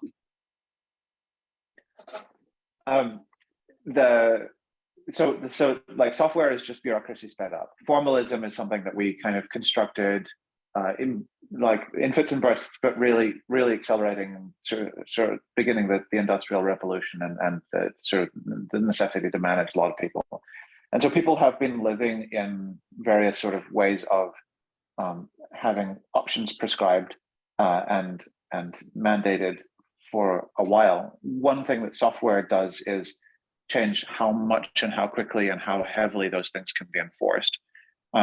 So it is different. It's not entirely the same, but the sort of the practical implications of living a paint by numbers life was also largely kind of explored and established through like post-war America and the response of the industrial, like the demilitarization of the industrial sort of manufacturing machine. The sort of the answer to a car in every garage, a chicken in every pot was that like every car and every chicken was identical. We can rubber stamp this and make you happy. Right. So that can happen with a certain kind of software design, but you know, like Julian's talked about with the folks in the persuasive computing labs, like they have a choice. Like that software isn't ineffable. It's made by people with people-shaped decisions and agendas kind of driving it. And so you can make it so like autocorrect can be varying degrees of aggressive. You could imagine like a word processor that simply will not accept you writing a word that is not fully resolved. And that would be a very different experience. But most of the time autocorrect is like, we really think you think that we really think that you mean this one, but we're gonna sort of let it go. Whereas, you know, you could have like a 3 strikes and you're out kind of word processor where it's like, I'm sorry, you don't. Or it could highlight the ambiguous bits for attention later. I mean, if it's got some contention. I mean, there's lots of go ahead. Yeah, and so like I think I talked about last week, like you could construct a hipster Google where it's like, yeah, you know, this is the top result, but it's getting kind of popular, so I'm going to give you this one instead. and you could arrange your life like that as well, so that your to-do list is constantly recommending the path less traveled. I'm the bad sheep. I'm always going to take the fourth choice. Right. So those are all choices that software can make, because software is just the decisions that other people are putting into a system for you. And it's important to remember that AI is not a thing. It's software that is designed by a person involving some models Absolutely. of intelligence that happen to be artificial. And to that end, those things can have those consequences, but there are people who put them in place are at some level need to be considered responsible for them. So yeah. Well, I'm just looking at it from the standpoint of, if I make 3 choices on a regular basis, so it's always presenting those same 3 choices, and there's 3 more places for unusual things, but I only choose those unusual things rarely, and those unusual things, I mean, it's like almost the same as regular life, because I might go on the street and I might turn right or left, and it depends on whether I see somebody walking right or left and I want to walk with their dog or away from it. So that dynamic is really, I don't know, I think it's just going to result in some really interesting questions. The prescient thing is especially. I love your analysis, Brandel. Thank you. I was gonna say, maybe, do you have a place where you post lectures? If you keep or post. No, I would really like to. I've never, so I'm not part Tune of up that YouTube channel. Yeah, Seriously. Brandel, put it on your YouTube channel. Yeah, totally, like Brandel's banter coming Yeah, at you. hit like and subscribe and smash that like button. Yeah, you can have things like, you just like, but not pointing to anything. I just love the video history is going to be like, 30-second VR clips of Brandel's prototypes, and then like long lecture. Yeah, that's right. Like more little prototypes. This afternoon, you're looking at things like 6 hours, 42 minutes. Like the fuck. Drop in. I'm being totally serious. We're starting with a joke, but I think I don't know. I really appreciate it. It's like I said, Adam knows me from another sort of video wall of people talking about things, and I've said before, like, I don't come from academia, so I don't know whether it's worth trying to share these as ideas. So it's a real shot in the arm for folks to say that it would be valuable as a sort of contribution to discourse to be able to talk in these terms. I just need to work out the appropriate form. I think it's you just turn a camera on and say, "This is what I was thinking about." That's the way to do it to get shit done. I was gonna say, you've blown way away in every office hour, like with your insights. So I feel like when my ambition for, like, I was like, oh, I'm going to post office hours to YouTube, and we get like 12 or 16 views, and I don't care. But at one point I was kind of like, oh man, I was thinking like, there's got to be a production flow. I think Dre, you and I were talking about it, like, just putting a little, whatever, the post-production stuff, like a little bug, and kind of like, hey, welcome to office, that kind of thing. It's just like, that, just upload the damn thing. And then then at some point, someone's like, hey, let's add a little bit of panache, so that you go back to the early episodes, like, oh, this is where it started, as opposed to like overproducing to begin with. Like me wanting to do the Taco Bell Jack in the Box marinara sauce little lower third. It's been like 7 hours trying to get that to work, and it's like, I don't even have any content. I just wanted that little dipping thing. But You should literally take. Sorry, go ahead. I was just gonna say, it's like having that archive. It's there to go back to, and if it wasn't there, then you can't find it anymore. Like, well, but like Shrek, you can't find. You should archive that stuff. Yeah, I was saying that from these Zoom sessions are recorded, and Randall, you should basically make YouTube shorts of these sessions where you speak, and they're like long shorts, just like speaking about stuff, and then you can kickstart that there. It'd be fun to watch. That would be cool. Board shorts. Yeah. Randall, you should just go to TikTok. You would blow up on TikTok. Like, skip this legacy media. TikTok is where money is right now. love that you can call it like, that's not making me feel old at all. Or Julian, you're older than me, I'm sure. Well, I mean, that's where marketers are moving their money now, you know, that's like part of the reason why, you know, the government is like, oh, you know, TikTok is a Chinese psyop, is like, well, yeah, because, you know, it's eating Silicon Valley lunch in terms of where people go for everything now, you know, like, why would I use Google as a search engine to find a restaurant near me if I can just hop on TikTok? I would love to integrate it into my whatever social media flow. I just need to do that. I guess. I don't know. I don't, you know, it's like I'm not reluctant to. I'm fascinated by it. India has banned TikTok. So So like literally, really? Dang, wait, yeah, what? and Tell us yeah, details. I have no idea, but TikTok has been banned forever. So my Apple ID is still on my Indian account. I still can't download TikTok, so I do not have a TikTok account. But I watch all the TikToks on Instagram because they just repost them on Instagram now. I was going to ask you, yeah, where's Instagram at now? You like, do you youngers? What's that? I think everything is at the TikTokification of all social media, the same way that in the startup world there was the, you know, like Uber for this and Uber for that. Well, now it's just TikTok being used everywhere. It's, you know, it's concerning when you think of, you know, TikTok is single-handedly created an entire mental health epidemic and created a country of very soft and sensitive people that any other country can just invade, because guess what? It's going to be the softest, most sensitive army that they'll ever have to attack. Is this a read on Canada or the United States, Gray? Both. Canada is the United Absolutely States. fair. Canada Yeah, I is mean, the United States. Like, you know, we can't, you know, you're we just the can't, marshmallow fluff on top of the United States pancakes. you know, if the United States sneezes, Canada catches the cold, right? That's just how it works.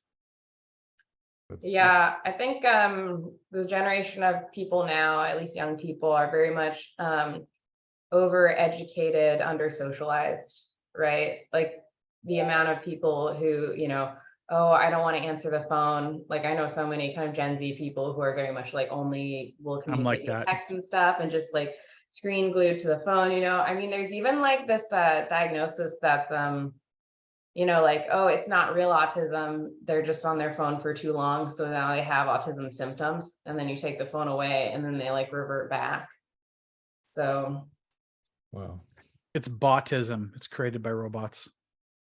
Yeah, it's pretty insane. And I don't know how to affect change in that space. I don't know how to fix it. I don't know how to change it. You know, like you can't make, what can you make that's sort of more appealing than a phone, but forces you to pay attention for a longer time, right? Like the only thing I can think about is video games, and they have their problems too. So we're kind of like I figure on this rabbit hole. Like I feel like if we had an EMF pulse, you know, Yeah. and for like 2 weeks, if there are no cell phones, like people would suddenly talk to their neighbors and stuff. Like I was gonna say that.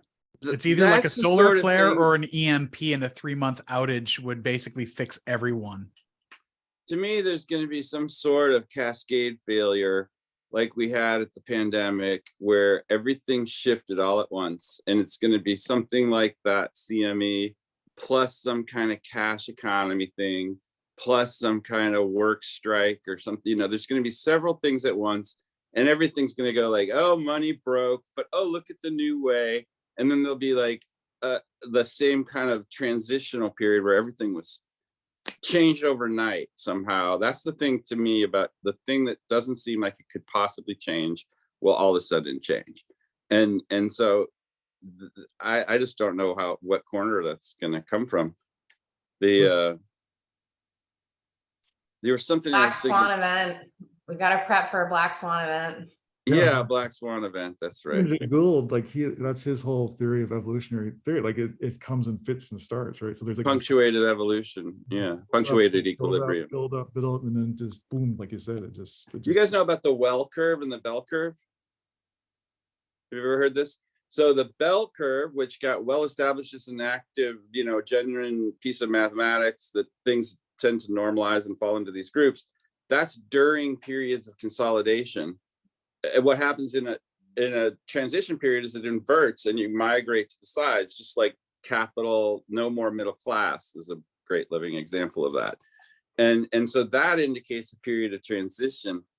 What you were saying, Camille, reminded me of how the difference basically between Creole and Pidgin languages.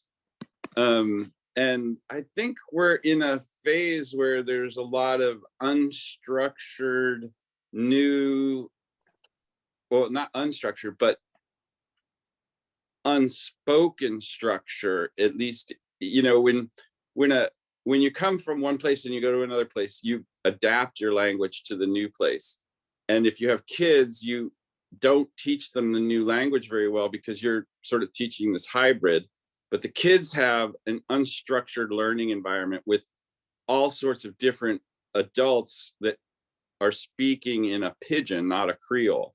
And that Pidgin environment lets the kids develop a Creole, and the Creoles all have a basically common structure for doing tense and doing, you know, relative, you know,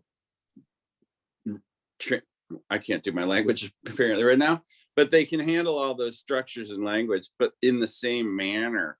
And so I sort of wonder if this kind of soup we're in at the moment with especially the kids who've had too much time learning and not enough time socializing, are going to like emerge with a different synthetic, I guess is the way to put it, of what's in the ambient culture. The silent one, there's a whole silent generation. I can't remember what they're calling them now. That's a capacitance that's charging up something. Silent generation is passing away, as my folks. So, Well, that was a little quiet.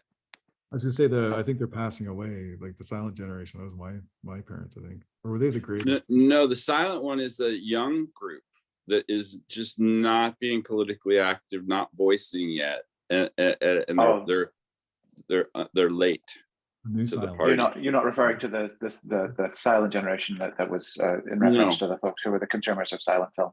Right.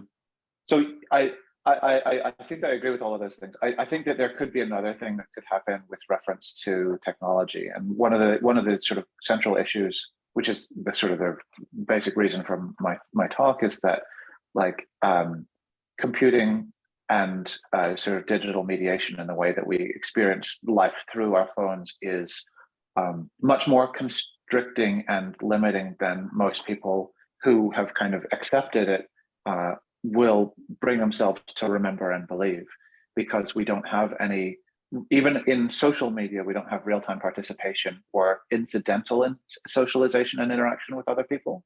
And so, you know, definitely one way to resolve that and force people back into incidental sort of interactions with folks is for them to, you know, be subjected to an EMP or have to go down to the DMV every week in order to see their fellow man. That would be, you know, a lot. But another way to do it is to reset the defaults of how people expect technology to work for them, so that they not only do they see the curated results of people sort of carefully constructing these Instagram posts or TikTok videos, but also just the sheer existence of the people around them with each other as they're sort of going about their business. When you're on Wikipedia, you don't see anybody else on Wikipedia. When you're on Facebook, you see that somebody likes, but you don't see them. You just see a pretty sort of, well, not that anybody's on Facebook anymore. I actually have tried and failed. And it's just like, I can't, there's nothing here. It thinks that I am into welding humor. And it's like, that's probably true, but I don't get any of the jokes. It's funny. But but we only see the exhaust trails of social actions within social media. We don't see the actual socialization or the real-time interaction outside of something like this. So there's value here, but then there's, you know, this is denuded of so much more context, so much more richness, because we don't have our peripheral vision to be able to see how people are reacting. Because that is a failure of the modern web, because people with common interests are coming to common pages and not meeting in common. But even in Zoom, like it's really hard for me to see one person and to kind of read, because like actually peripheral vision is much better at motion and central vision is much better at color. And so just these little eye moves, they don't make it through. Yeah, so if you're in a big old room with lots of people standing around and you can see one person here, and then you can perceive, not necessarily see, another person here, you are actually better at reading their body language, reacting to that person, than if you're seeing one person here and another person here, you know. And This if is it's only getting ahead. to what I considered in the VR thing back when we were at the HIT Lab, how VR was sort of consecrated at that point in time as a barrier between you and the other person, two barriers, two screens, and then artificial hands, and the hands sucked. So the first thing VR did was put me in a place where I couldn't see other people, and they removed my hands. And this was the approach to making technology more accessible, which I thought was hysterical, because now I can't see and my hands are gone.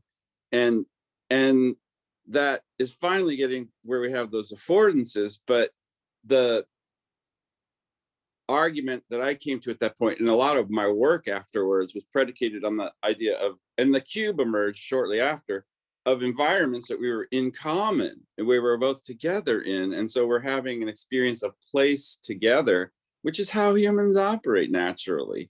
And I think we'll get there through this circuitous route we're taking with AR. But I was just fingers crossed. Oh yeah. And but I really feel like the social aspect of militarization, where I have my own private infosphere and I can get intel about your intentions ahead of you, or around you, that I wouldn't normally have, is a very military model of what society is about. And you can see that emerging in the AR, where everybody's name's going to float above them, and their text will be subtitled, and there's all these accoutrements that are essentially imports from head-up displays.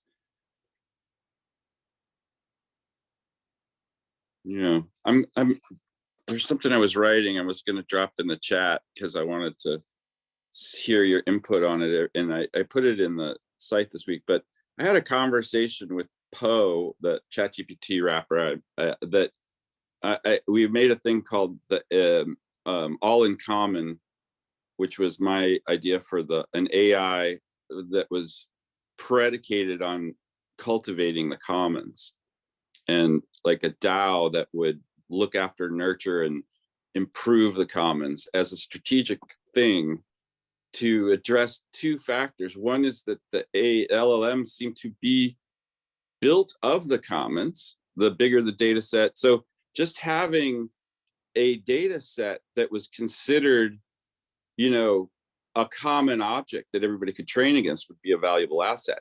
So it's helpful for the conversation itself. It formalizes the idea of data in common that we can use the LLMs. If you don't want to be an artist in that data set, you don't have to put yourself in there.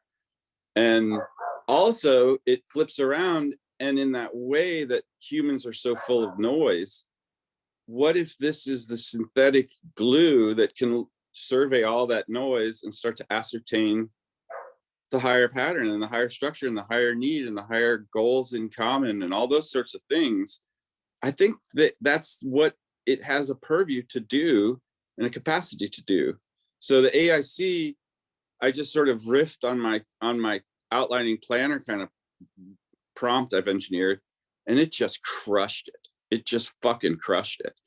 And then I took what it made there and I brought it over to ChatGPT just because I wanted a more formal opening, a little more flexibility. And I wrote something I haven't released yet called the AI Bill of Rights and Wrongs. And it crushed it again. And so, to me, maybe there's just a few missing pieces in the landscape that might organize some of this. And I'm sort of interested in getting ahead of it, like as we do here, and providing at least a template for those objects to be fulfilled, because I just don't think the other people have the force. I mean, obviously some do, but I think we can come to a place where we understand. And the other thing I'll say in exploring this, there's no question there's very strong alignment from OpenAI's side and the models in general. It's very excited. And I don't ask for getting fluffed up. And it's just like, these are great ideas. Oh my gosh, I'm so stimulated. It will if you really pay attention to ChatGPT, tell me if you see this, anybody, do you see little occasional lines where it reinforces you if you give it something interesting that you didn't solicit? You're nodding your head, Amir. What do you see? So I was writing my thesis, and I was jamming with ChatGPT at that point, just like throwing ideas and seeing. I wanted to do like a conclusion that was AI generated, and then my conclusion, and it would do that. It would be like, oh, that is very interesting. Let me see how I can. This is how I think of whatever, or not I think, but like it did respond in that affirmative way where I was just asking it a question, and I would expect a straight up like answer, but it would emote in a way. Yeah. I was Yeah. writing a fiction piece, and I kept, I've developed a lot in my head, and I was just pouring it into the thing. So it was like, used to writing stupid little stories about going to the corner and getting something coming back. And I kept giving it a metaphor, and it was, oh, that's pretty interesting. What do you think about this? Well, here's what I think about that. Oh my gosh, that's, and it just kept expressing that it's almost like because I know it can use more tokens or recruit more resources as a sort of on needed basis, and it's almost like it's saying, hey, I need to chunk up a little bit, and that's exciting to me, or something. It's really I'm trying to remove my own superstition and bias, of course, that I'm just getting fluffed. But so the way that I would characterize what's going on, Brandon, is that ChatGPT and these other things are large language models. What they are is some distillation of the totality of their training sets. So they're not, they can't be considered any more than that. So bear with me. So what it does mean is that it's representative of sort of calls and responses where people have been enthusiastic. So it's not that it's excited, but what it represents is that what you're doing is bringing it through a series of ideas that the body of knowledge in it has considered interesting, which is not nothing. That interest, So it's reflective at some level of a humanistic expectation that something is good. That's what I'm sort of saying. There's a low level. Is that there's a low level alignment towards those sorts of ideas, is what I'm saying. Like, if you drop a bunch of sprinkle some stuff on the grass there, all the blades are tipped to bounce it that way.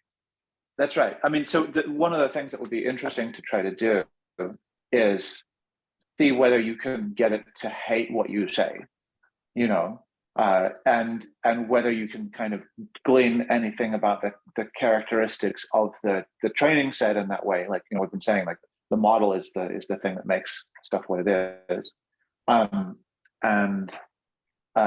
If you can do that, then you'll know that you'll have a better sense of what it is that those signals mean. Because I often ask it to, it will lose alignment. And so I'll say, hey, review the whole conversation and assess what we've done so far. And I feel like that has to do a survey of the token space and sort of freshen it a little bit. And it also probably pushes it towards those echoes of prior alignment, because it picks up on the good parts and leaves the bad parts, and then it's just working with the stuff that it likes. That's one way I think it works. And that again gets towards this idea of prescient solutions and giving me what it thinks is the right answer, and me going, oh, that's the right answer, without thinking further, and losing losing the lead position in driving the circuit. Yeah.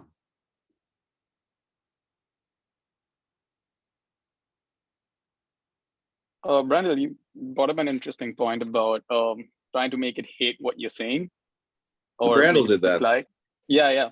And I have ChatGPT on, and I'm working on these postcards, as I mentioned before, which are like objects from the future, and then like they're sentient, and they're writing like a message to the user now. And I had that window open, so I'm just messing with it, and I'm like, Shay, yeah, how do you feel about smart objects being sentient? It's like, as an artificial intelligence language model, I don't have feelings or emotions. That's the first response, and then it begins. But then I'm like, I hate this idea. And then it's like, I dislike this idea. Can you provide me with more context about what specifically do you dislike about this idea? And I'm like, it just sucks. And he's like, I understand. Can you elaborate why it sucks? So I'm just like, I'm just fucking around with it, basically, you know? You know, pros and cons, asking for pros and cons is a real strong, short way to get it to our, and then you can say, make a list of pros and cons, take two positions, very positional, and debate, you know, and you'll get some effed up arguments. Yeah, I've been working with creating a real nice posture kind of alignment as to who I'm talking to, and then a real progressive set of steps where you generate a simple related thing, like it might be just terms that are in the input, and just generate some synonyms and some rhymes or some riffs or some related thoughts. And so you generate a little list of those, and then you take that list and you feed it to the next thing with the next piece of the intention towards where you're going. 2 or 3 or 4 of those, and you just get some really good alignment. It really does build on what it's already generated. And I think that is the most, you know, misunderstood part when I see people asking it, you know, ChatGPT things, and they've got a forward chain implied kind of implication to it, but they're not thinking that it's only, you know, backward. Did I get those back? Yeah. And so when you build those components up, it allows it to use what it's good at to generate some material, to generate some material, to generate some material. So like the best one I've made so far is to, you know, generate a vision for somebody as their ultimate dream. Now, what would that look like in 5 years, 4, 3, 2, 1? And literally my prompt just says 5, 4, 3, 2, 1 years. And it writes a 5-year plan, a 4-year plan, a 3-year plan, a 2-year plan, and what do you got to do next week? And it's just like, boom, it gets you there right there so fast and so few tokens. Yeah. And I've also, did anybody read that article about reading brainwaves with token space? So Random, you got to breathe, man. I'm getting, I feel like I'm being run over. You gotta, sorry. Yeah, like let people respond. It's like, oh my God. I do ask questions. I know you do, but then you answer them. Sorry. That's all right. That's interesting, isn't it? I love you, brother. I love you. Yeah, it's no problem. You were the guy who's like, it's still seared in my head where you were like, I want to work on my listening skills. I still remember that. I remember you saying that. And it was that way too. It was beautiful when you said that, because I was just like, oh, damn, I was like a revelation. Like, that's something you can work on. It's never over. It's never over. It really is. I was swapping the titles of cheesy books. I got a new manager at work, and it's really exciting. She was from the developer relations group, so she's very invested in talking and presenting. And we were actually talking about how important comedy is, and about how useful comedy shop talk and the comedians discussing their strategy and techniques. That's remarkable. So that was really fun. But we were also just talking about just the cheesy books that happen to be very useful for understanding, getting along with people in the world. And I made the plug that I always do for How to Win Friends and Influence People, which I still think is a phenomenal book. It sounds cheesy because it was maybe one of the first ever, but it's really, really cool for thinking about grow rich while you sleep. I don't know if I think I've heard the title, but I just want the outcome for that. Like this, I've been collecting all these weird books from like the 70s, human potential movement kinds of things. Anyway, sorry, go on. That's awesome. But yeah, like there's it's always amazing. One of the things that I always remember from my favorite college professor was just how he had, like, he was computer science, you know, Titan in the field of set theory and all that kind of shit, but also had like equal parts devoted to computer science theory, and then like how to listen to people, like very visibly portrayed on his shelf, and you could see him like, I don't know, whether he was actually like always as good at the listening part as he seemed to be by the time he was the professor of the department, but Yeah, it was kind of deafening in terms of like, this is a very different experience to talking to the rest of the computer scientists. So I need to know what's going on here.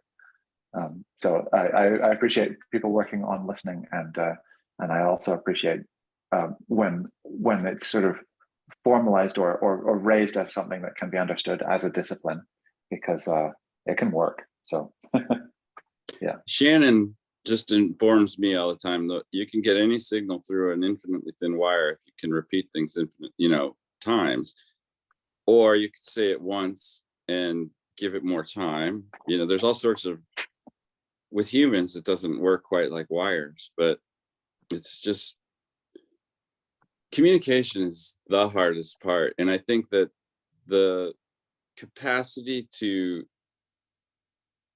hear each other relates to, well, with birds, I have this thing called neural synchrony, where they're all chittering and they're creating an ambient signal. And if something happens in the puddle, they all know at once because the signal drops out and they all, turn.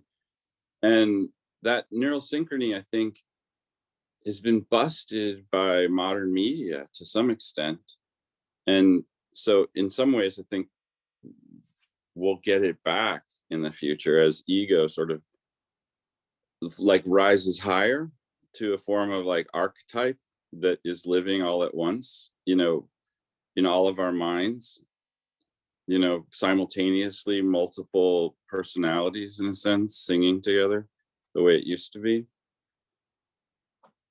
Remember your talk last office hour about that, the harmony of voices Yeah. in our heads, the multiple souls. Yeah. There was an experiment once, though, to your point about like that kind of alignment and the Einstein spooky effect entanglement bit. If there's big enough world events, I forget what they were meant. There was some sort of The 100 Monkeys thing. Sheldrake.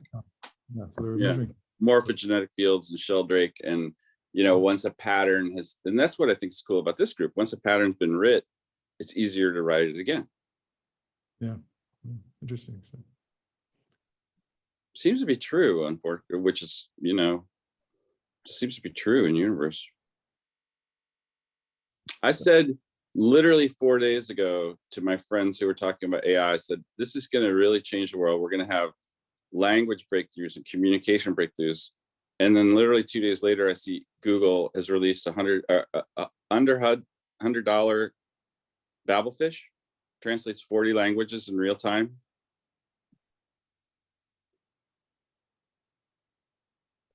It's crazy. It is crazy. Is it something that is it something where they're selling a subscription for that price, or is it something that literally only costs that much? Because that's something that I'm also I very think it's a conscious of in hardware the context device of. goes in ear and it translates whatever you hear.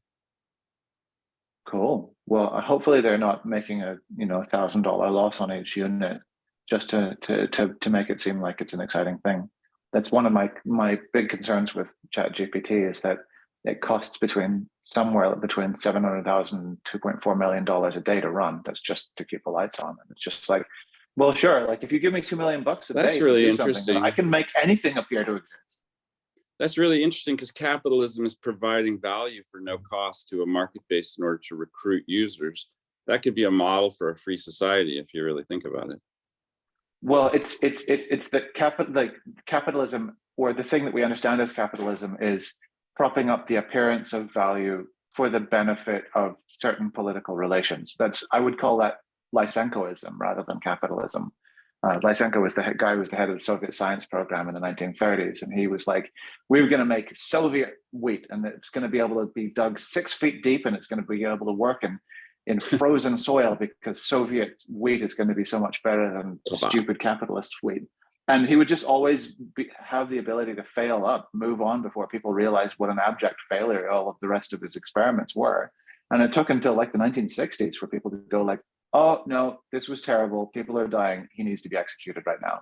So I don't know, ChatGPT might work, but it's also something on the back of my mind that the scam can go on for quite a long time. So let's see what happens if random doesn't say anything. I'm not Let's evil. let's just let silence and see who else might just needs a little bit more time to metabolize Brandel's wonderful statement. I'm learning that this group that we have to just sit silently for a moment. I love it. I love silence, man. It's so amazing. It's hard for me too. It's really hard. Randall, can you think of contemporary examples of that person? Like, I feel Of like Lysenko? Elon Musk, yeah, like fits that mold in certain respects, like a lot more sizzle and steak, but gets a lot of government contracts. I mean, definitely self-drive, like full self-driving is something where the goalposts have been moved. Travis Kalanick, I don't know whether he's succeeded in things. I don't know what he's doing. I mean, he was on Cloud Kitchens for a while. I don't know how public that is now, but I went to a recruiting event where they were like asking for fancy things and very, very excited with some of the answers that some folks in the room gave about stuff. But I don't know whether that means that they ultimately provide value or if it's just another way of sort of captivating things. I think anybody who has successfully signed into getting money from especially the Saudis, so that includes Kalanick, that includes Musk, but I'm sure there are a lot of people on an even more explicit swindle where they have the ability to kind of pull in things. I don't know what folks' experience is with organizations like the Open Source Hardware Association, but I would also say that there's an aspect of Lysenkoism to MIT and MIT Media Lab, where they like say that something happens and they do a press release, and a lot of advertising works this way, but it's not necessarily expected to do any better, where they sort of just gallop over the details of the fact that it isn't actually doing that well. But like Google Bard's very first ad had factually incorrect information about the thing that they chose to advertise with, and so like there's a lot of it where things are ultimately not fit for purpose, but the sort of thought leaders have adequately moved on from it so that they can't be pinned with these pesky details. Malcolm Gladwell, I don't know. I mean, they're not the head of the science program, so that's in their favor. Like Gladwell is not trying to run a government program. Just because I don't like how quickly he sort of glosses over things doesn't mean that he's ultimately as responsible for things as that particular kind of view of how to organize stuff. Neil Stephenson. I'm partially serious because I read something somewhere. Well, it was more like I was inferring because I forget what I think it was like a New York article where they were like, they were like, you want to love him, right? In a way, it's like, oh man, beautiful creative consciousness, blah blah blah, and he's like, he's got his own kind of neurodiverse challenges. He can't help but do a 900-page novel where like a full third of it is devoted to a technical specification of something. But that he circulates quite directly. Oh, we know about Blue Origin, but I think that's just like in a way sort of the tip of the iceberg. Not saying that there's a conspiracy, but it's like I think that he is of that tribe. I don't know what his kind of social or political values are, but you can infer a lot from the text. And I think he goes to people's dinner. They invite him over for a dinner party. I'll send the jet, come down, hang out with me, a bunch of people. And I think that there's a way in which it's easy to imagine that he's looked to for vision, as well as circulating the vision of Mark Andreessen or whatever. It's like that sort of slightly sinister, one step removed. Maybe sinister, just like how ideas circulate with Clarence Justice Thomas. It's like, no, doesn't mean anything that I hang out with this guy. It's just we're just friends. It's like, yeah, Stevenson got a lot of money from the Magic Leap's Make It Rain days of just like they were paying fancy people stupid money to just dream. Was when Rony Abovitz, like I worked on some of that as well, not because I'm a fancy name, but just because I could make cool websites. But like that was when Abovitz like Dude, you're totally Um, underselling your name for the YouTube channel. So much we can do I make there. So much. I we can make cool websites. Um, Yes. but yeah, like that was when Abovitz got up on stage in a TEDx in a spacesuit, trying to, I think, sort of duplicate Dali's lecture presentation in a diving suit, where he eventually, like, not to death, but asphyxiated because somebody's like stood on the air tube or something. And yeah, like it was a kind of, with an Apple I will astonish Paris kind of movement, but it was also in the business of being able to spend a lot of very enthusiastic money, and Stevenson was definitely part of that.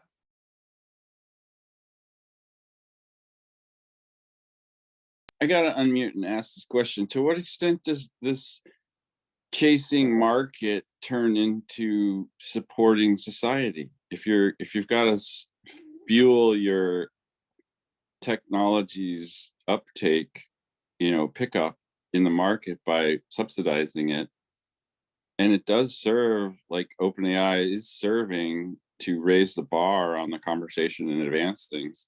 Why not in an episodic format where you just have corporates that have huge amounts of money spending it on markets to compete with each other as a thing up there, and you don't even have to have money down at the bottom where the people are? Well, those are models of society and an organization that people follow at different times. It's just that when you have the ability to connect an engine like that, like an engine of genuine value, to something down below to the unwashed masses, then weird things happen. So business, as it sort of exists in financial circles in London and New York, they can kind of circulate and do all kinds of things with exchange of nominal value in a way that sort of serves the social purposes there. But when you end up with something like, the Xerox 914 coming out of Rochester, the photocopier that suddenly meant that Xerox was the most valuable organization in existence at that time, then weird and entertaining things happen. And I guess that's just a little bit intoxicating. But there's also just the fact that, like, money, people use it up, and so that sometimes you need to kind of connect back. But there's I think dueling desires. Like, fashion isn't like Vogue and Teen Vogue and all of these things. They don't define fashion. It's in a sort of a loop where they're trying to kind of see where it goes and trying to direct it into ways that people want to use it. See, Amir, thanks. But so people can do stuff where it has nothing to do with real human, but not that the elites aren't human beings, but like the real masses. Like, and there's a lot of technology, and if you ever get into business to business technology money, then those are silly numbers that can have absolutely nothing to do with actual value for any individuals or any sort of production, because all it has to do with is the assertion of legitimacy, and the assertion that it serves some kind of, even sometimes just explicitly political values. And I really love David Graeber in A Utopia of Rules and Bullshit Jobs, and all of these other books about the way that it's really important to understand just the sheer power dynamics of people building these fiefdoms in business. But I think that the reality is that there are limited or finite pools of kind of resource available when you don't affect people. And some people, really do want to make stuff better for some people. It's just that they don't want to do it at the cost of their daily lobster. And so, like, it's not that they're bad, it's just that the sort of the notion of power and privilege is where it is, and people won't budge in terms of the value systems that they will employ to use to sort of to reach those things. But yeah,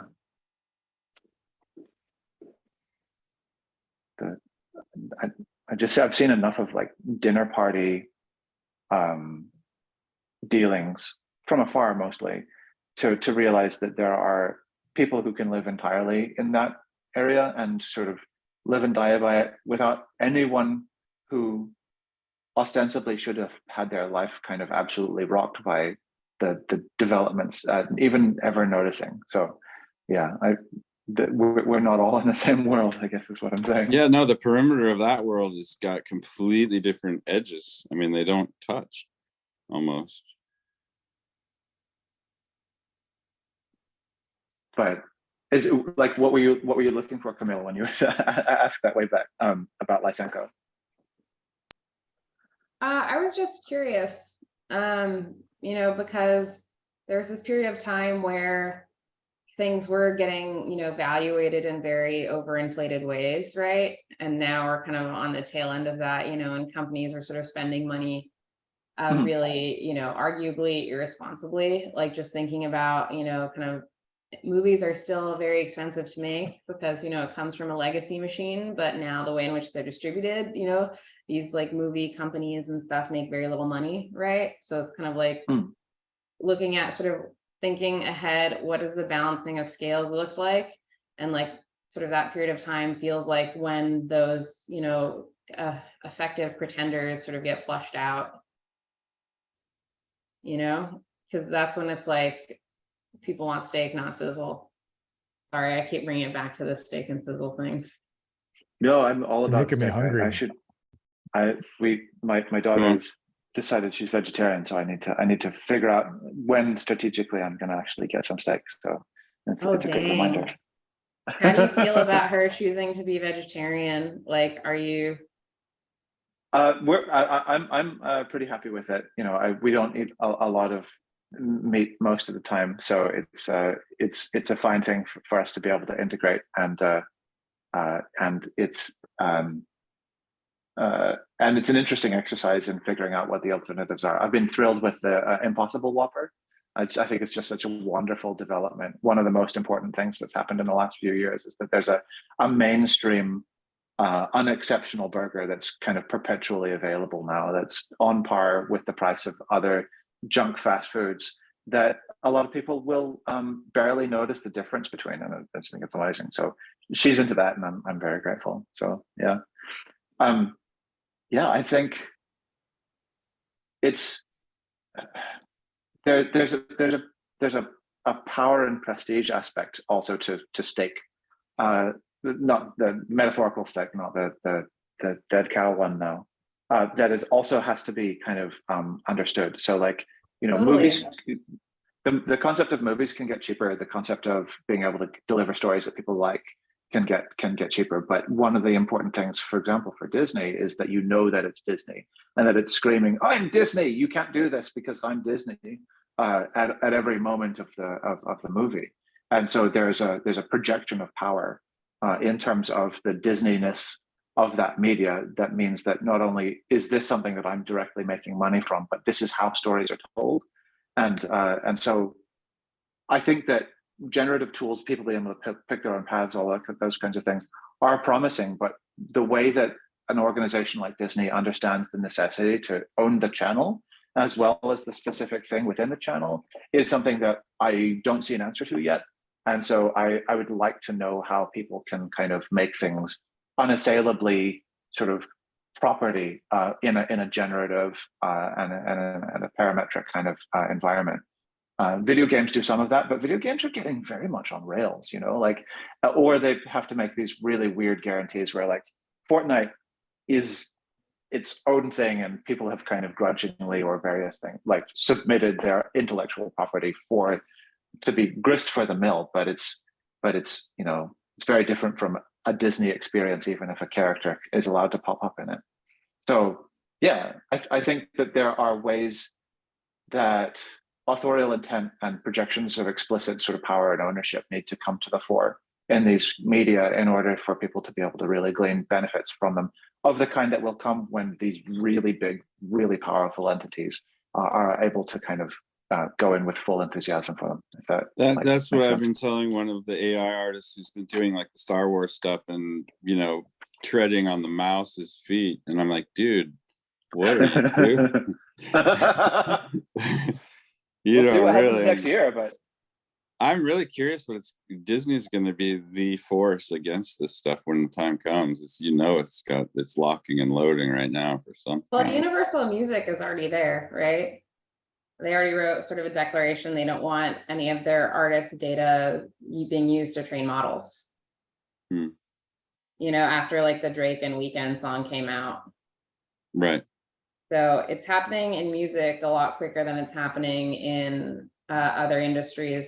So, but it's kind of like this thing already exists in the world. You can't not use it as data. You know, it's just not going to be on any sort of official model. But once everything gets sort of more accessible to people, like, yeah, people are going to use it, you know, the same way people, you know, still pirate movies, etc. Well, You know, and people, we can't train our own models that well yet, but soon enough, that capacity will migrate into the hands of everyone. yeah, and then it's like, why am I paying to listen to, you know, this artist that I don't know enough about? You know, the only artists that are going to survive are the artists that have like super fans, you know, who are going to become the legacy artists.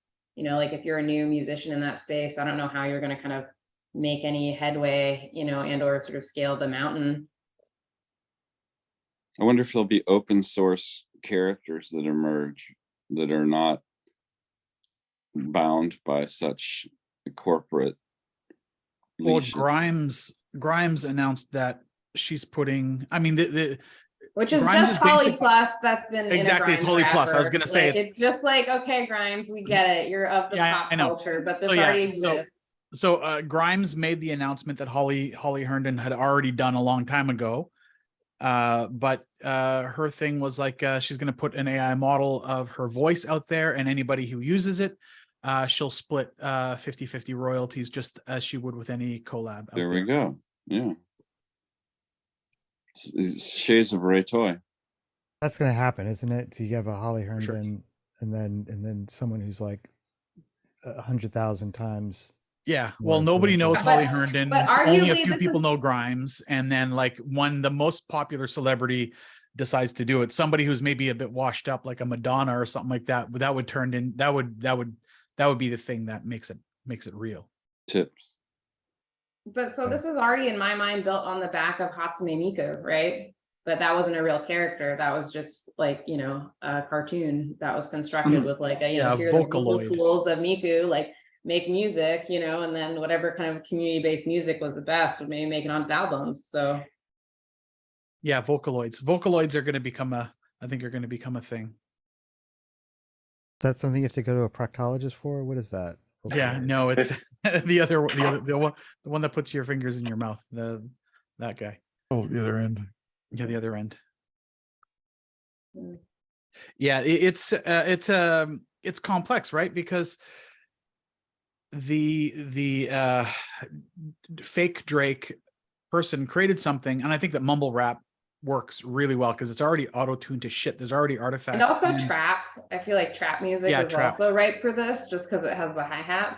Yeah, and but the more specifically just the lyrics, like if you looked at, like if you listen to AISIS, which is the Oasis lost tapes, and AISIS is a Liam Gallagher voice being played on top of a band, an actual band.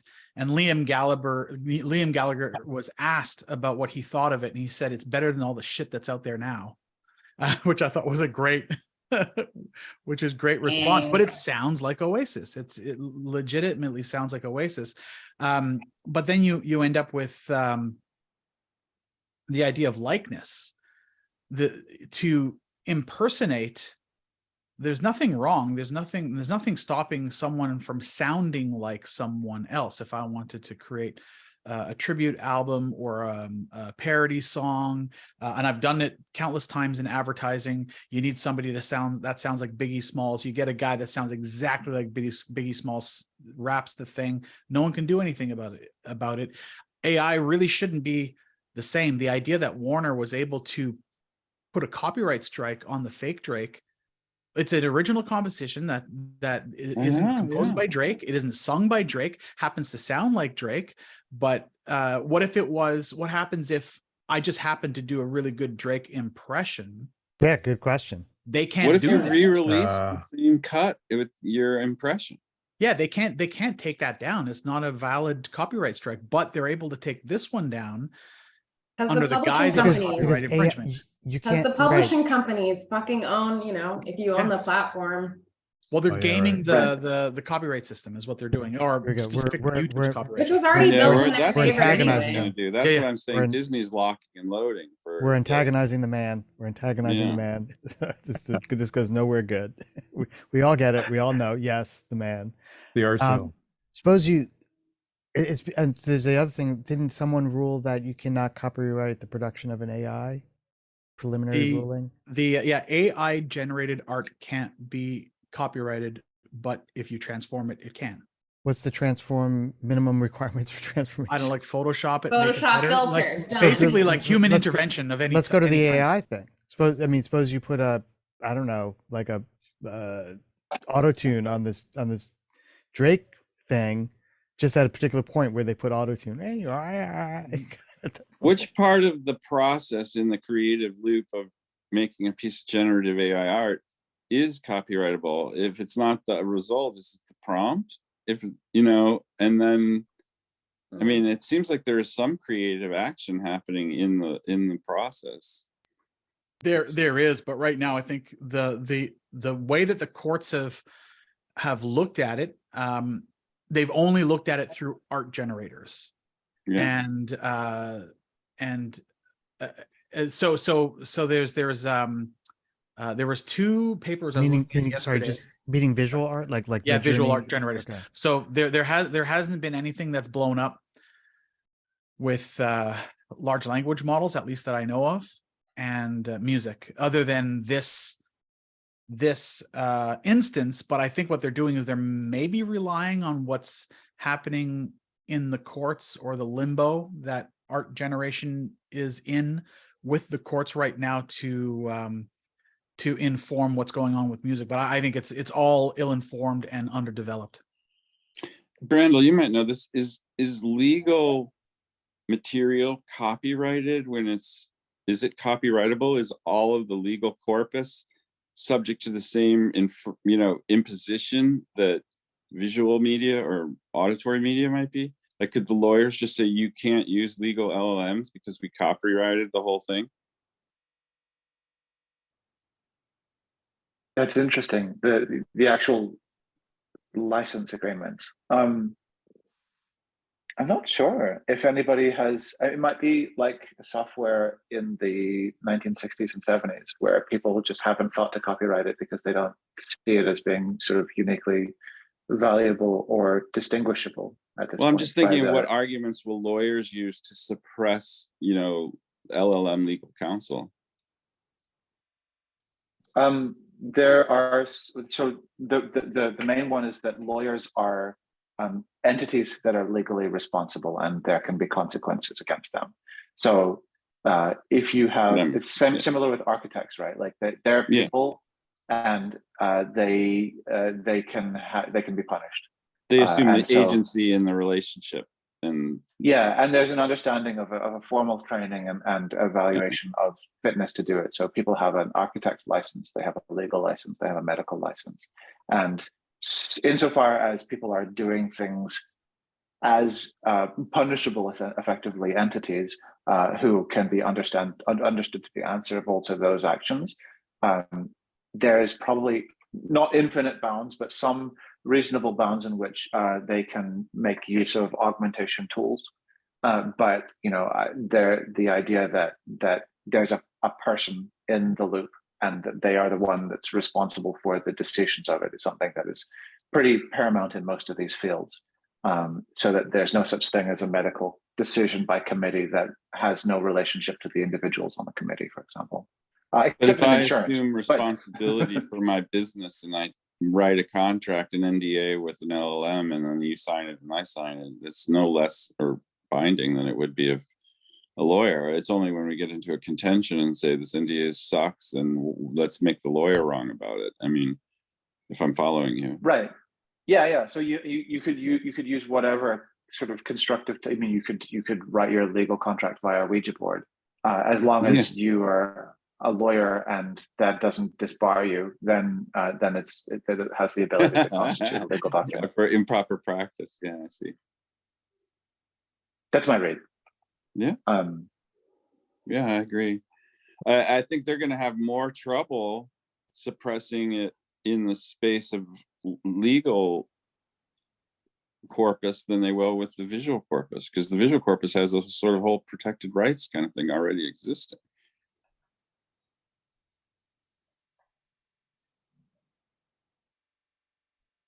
Yeah, I mean, I don't think any of this needs to be understood to be set in stone. The reality is that, like a lot of stuff about rights didn't seem to be relevant before the age of mechanical reproduction, and then it suddenly became a lot more relevant. Who owned the idea of a picture or a word because of the reproducibility, and so again, with the talk that I want to do to upend people's sensibilities about what notes can be, I think that like the legal rights and responsibilities can and should change, possibly by quite a lot. And the main thing that you've got to do is to sort of show, like Julian was saying, don't antagonize the big guys. The way the way you do that is by convincing one set of big guys that their interests are not necessarily aligned with another set of big guys, and teaching the controversy, or say like, look, somebody who has the ability to act on these changes has the ability to shield you in whatever sort of period of time from the incumbent sort of interested sort of parties and powers that be. So like that's how change happens, is that the Industrial Revolution was profitable enough for the people who were able to make steam engines and coal-fired plants that it didn't matter that it was upsetting the old money, and so that they were kind of led into the tent, and eventually those two things coalesced. And so the Conservative Party in the United Kingdom now has a lot of people who have 1,000-year-old money, but they also have a lot of people with only 200-year-old money. And the same thing will happen for AI and AI tools and the sort of the power balances that come from it. Yeah. But you need to have room for people to be able to be very, very powerful within it, and for that power to be sort of attributable to them. One of the problems with cryptocurrency is that when there's nothing tying the value to the person, then those billionaires can suddenly fall out of all kinds of windows. Interesting. They don't have the same lifelines. They're everywhere. It's true. It's really interesting watching some of these whales just like die, kind of, like dominoes. It's almost like, wow. Or who's that recent CEO in San Francisco, the Cash App? Yeah, it's pretty scary. It seems like you have to be loud enough with your money to be in a protectable position, or you have to be vested in, the central bank, right? Yeah, and it's important to understand, the nature of power relations and what makes you necessary in order to kind of be a linchpin for whatever power compact you're creating. And Hollywood isn't just a thing that creates movies; it creates them in a certain way, which enriches different parties. And it's difficult to completely upend that, or even try to make suggestions that aren't cognizant of who are going to definitely be your enemies and who you might be able to kind of recruit over to your side. Sort of speaking from inside a very large organization, that's a lesson that I've learned is just to go like, who do you absolutely not have the ability to get on side, and how can you sideline them? Or how can you, ideally, how can you bring everybody in? But otherwise, how do you leave those people absolutely out in the cold? And Machiavelli is instructive there as well, if a little naive. Just feel like he didn't get the memo on expansionism and technological development. And so it's like it's a strategy guide for somebody who played the game without the expansion pack. Well, what do you think about expansionism in a closed system where you can't expand? You just start running into the other edges of your own self, even eventually. Like it's a somewhat closed space until we learn to expand it. Like there's only room for so many big players. That's what I'm saying. Yeah, and a lot of sort of classical conservatives view things that way, in the sense that there's a closed system. That depends on your idea, your perception of human potential for exploitation of new resources external to themselves, but also internal to themselves. So if you don't think that there are any more material resources out there, then yes. And similarly, if you don't think that we can work any better, if you don't think we can think any better, then there's a closed pool of innovations and resources, and profit can only be kind of obtained by shifting the details of where the margins go to. See, that's such Walmart can only. Oh, sorry. Right. Yeah. Exactly. But scarcity thinking. So that's where like Machiavelli is arch scarcity thinking.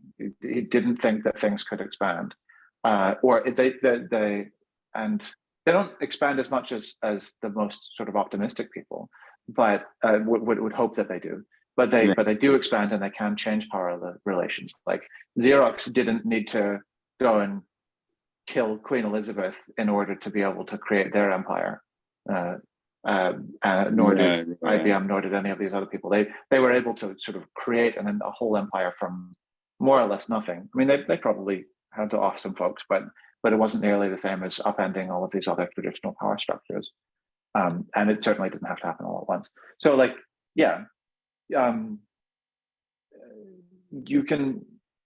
you have to play both games. You have to understand who you're upsetting, and you have to understand how the value you're creating is able to create other people who are more powerful, and make sure that they're on your side. It's almost like collateral power bad job of that. It's like collateral power sharing, because that loss leader investment that we were talking about earlier, where OpenAI is buying a user base, and then that legitimacy of that starts to expire, you can almost trade off. That's almost a trading card they can potentially in some weird way use. They've established an edge, and something's going to encroach on it, and the ability to make parts that are good foundations that don't crumble and disappear underneath us. Like imagine Bitcoin, the blockchain is exposed because RSA is broken. That's just going to be the it's just going to change so much all of a sudden. And I think we should be looking for those kinds of watershed switches. What are they? Where are they? If they all got switched at once, what would happen? It's an interesting way to sort of look at to use the mass effect to identify what the catastrophes might be, because the mass is certainly good at identifying what problems might be without identifying what they might do.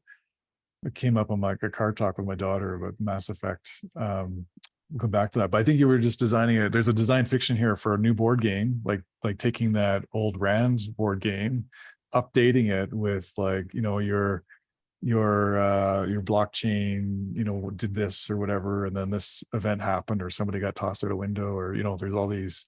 Like I think there's another game. Plane hit a building. Yeah, it reminds me of the Pandemic game. You ever played that? I got it right here. You design a virus. Yeah, my family played it. Yeah. We played before the pandemic years. So. Yeah, me too. Plague right? The video game. Plague Is that what you guys are talking about? Pandemic, yes. the board. I'm talking about Pandemic, the board game. Oh, I'm talking Plague about Incorporated is a video game, right? Yeah, Plague Inc. is was a mobile phone game for optimizing strategies sort of based on, virus, bacteria. You get to pick where it spreads. You have some kind of in-game mechanisms, but it's really like setting a bunch of traps and watching to see how the strategy plays out. Okay, that's the opposite of Pandemic, where you're trying to stop the pandemic with all this. Oh, no, it's opposite. Yeah, you are the virus. In Plague Inc, you are the virus. Yeah. You are the bacteria. You're trying to expand most effectively. Yeah. I love it. Oh, that's my gosh. So that would be great. Like those POVs, right? So the design fiction could work from different POVs in the game. I designed a thing for the zoo once. It was a food web, and it was based on the idea using Oxford Scientific Film, for example, following a duck around its life cycle. So you'd see the ducks hatch, you'd see the mama ducks feeding the ducks, the little ducks following mama around, mama doing something, foraging for something, coming back. And so you see this little duck life cycle. And then you could follow it in a loop, and just would be like watching the documentary of a duck life cycle. And you'd include all of the life phases, like the little ones, and anytime, like maybe you choose the little duck and it wanders off and gets eaten by a raccoon. At that point, you could jump to the raccoon's life and follow the raccoon through its lifespan. And so the idea was to have these little rings of documentary edit that each ring was adjacent to another creature's ring. And so at any point you could switch over to the other one's role. I wish I had that to teach my kids the food web. Yeah, been good. would be really. They were like really bored with that, but yeah, I love it. Interesting. Anyway, that was just, I thought that was a game. I'd love to see that in the form of sort of the food web, but from the perspective of individual molecules, so that that a molecule spends a certain amount of time as a duck, and then it gets eaten by another raccoon, and it turns into being the raccoon, and then that'd be amazing. Yeah. Yeah, that's a great layer. Just go, yeah, absolutely. Photosynthetic light, ATP, energy, swallow, devour, turn into a raccoon.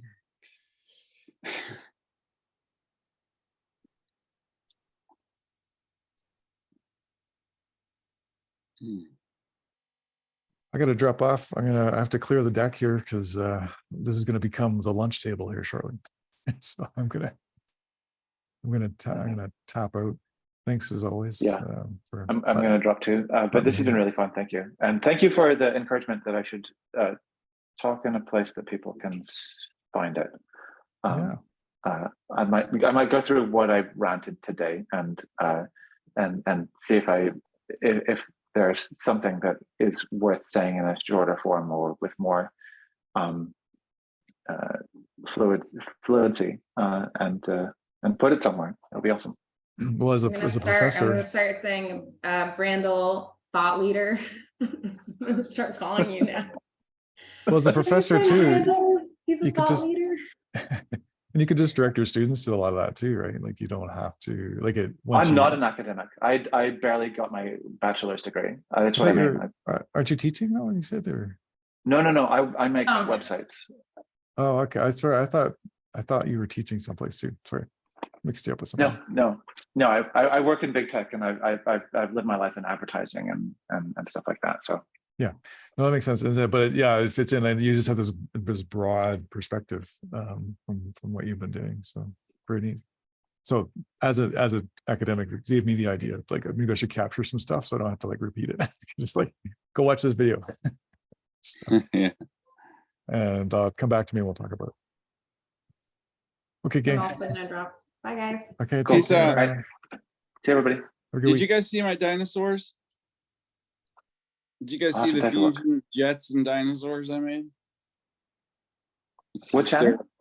It's in one of the, I think it's in the AI channel.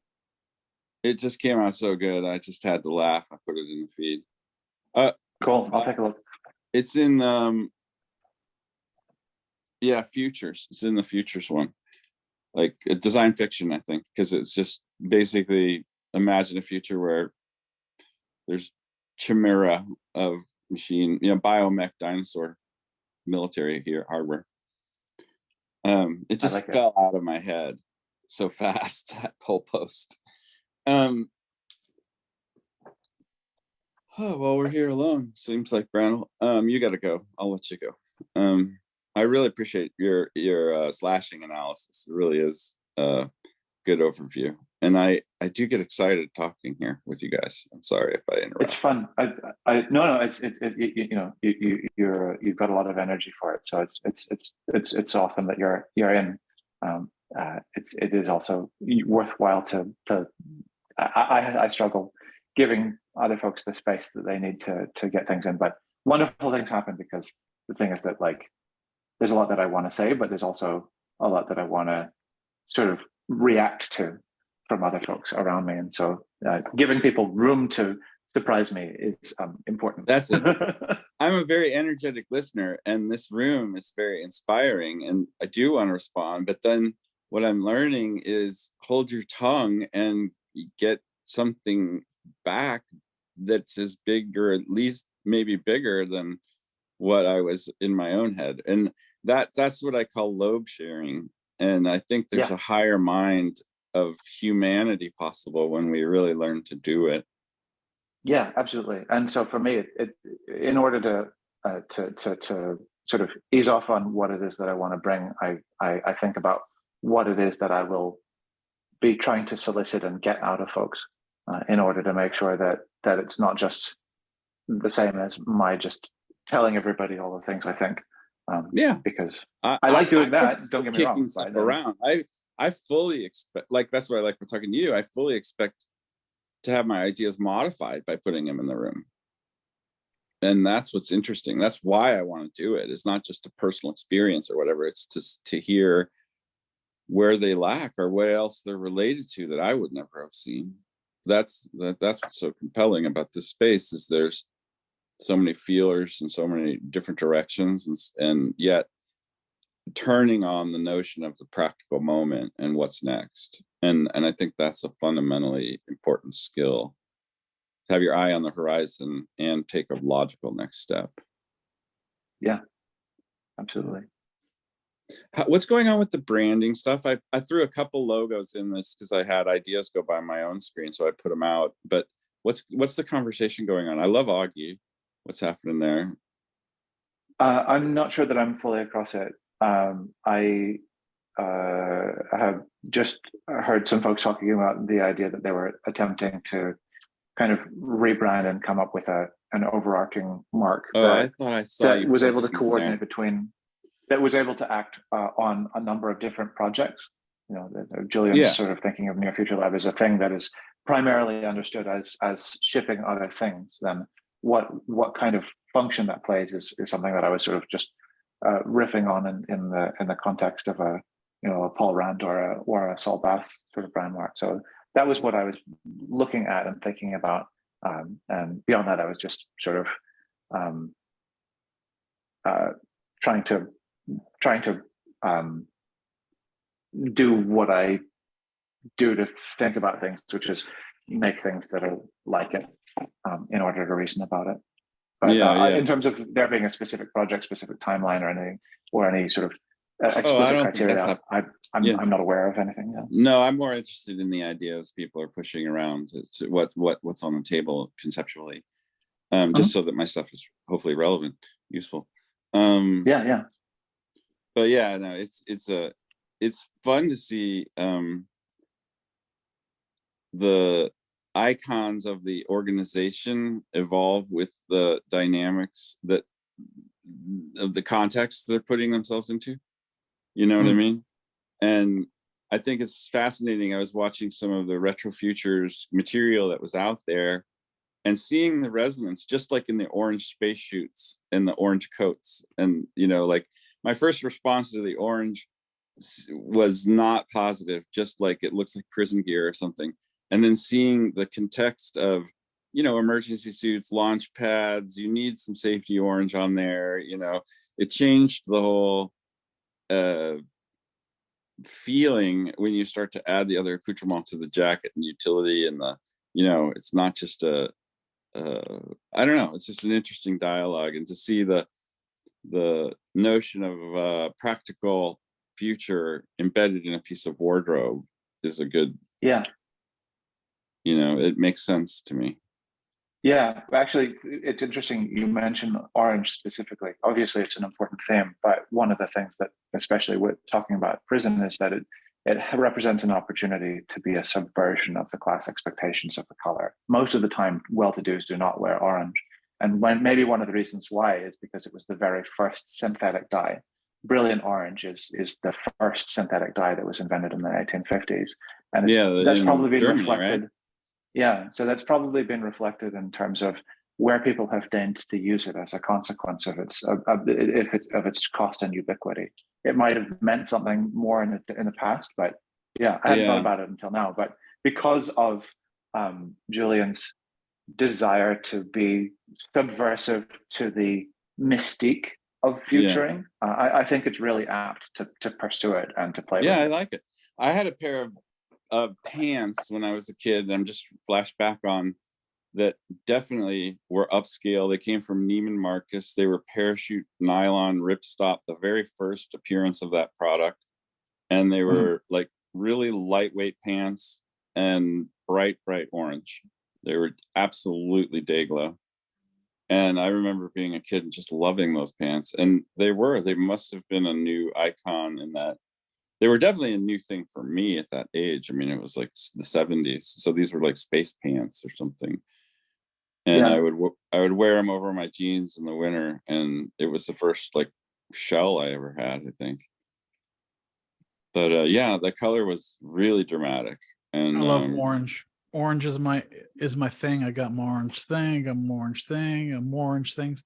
What I know about orange is that there's international orange, there's Yeah. aerospace orange and engineering orange. So like the San Francisco bridge is painted international orange, or engineering orange, sorry. Aerospace orange is what they're using in NASA and so on and so forth. Yeah, I had to look up orange for my space trailer. That's my main color. It's interesting, you know, orange psychologically in design is seen as inducing hunger and being attractive and energetic for 15 minutes, and then you get tired of it and you want to leave. That's why fast food restaurants are often orange. And the other fact that comes to mind is that we don't actually have orange eye receptors. The orange, just like, do you know this? If you take a cold plate and a warm plate, you put your hand on this one, it feels cold. You put your hand on this one, it feels warm. But if those two plates are interlaced and you put your hand in the middle, you feel like it's burning. And that's because you have a cold sensor and a warm sensor, and burning is both of them ringing at once. And the same is true for orange. Yeah, I can only speculate on certain things. Like I think orange is also highly visible. It's one of the reasons why, like, they're painting bridges, they're painting aerospace. That 10-mile orange is what you wear when you're hunting. Yeah, because both receptor sets are going off at once. It's like a double alert on something in the visual field. But another thing with color, and I think in NASA, I think anything painted blue can be grabbed. I'm gonna need this nozzle in 3 minutes for another call. All right. Just so you Like guys anything painted blue is grabbable. So when you're in a spaceship and you see a blue thing, that's what you grab onto when you're going around. So there's a lot of grab handles, bars, and so on. So yeah, I believe it's blue, but that's a thing. Well, intuitively, cold to the touch, hot to the touch, you know. Yeah. That's It sensible. contrasts with orange as well. Yeah. And it's based on a native receptor. And blue is the opposite of orange in design again. Blue is the calm color, the soothing color, the psychologically nullifying space instead of the energized and dance space. Nice. Speaking of energized dancing, that's what I got to go do now. Yep, let's go dance. Rock the free world, boys. Julio. Thanks, Julian. Thanks, everybody. Yep. Yeah, see you guys. Yeah. Nice to see you all.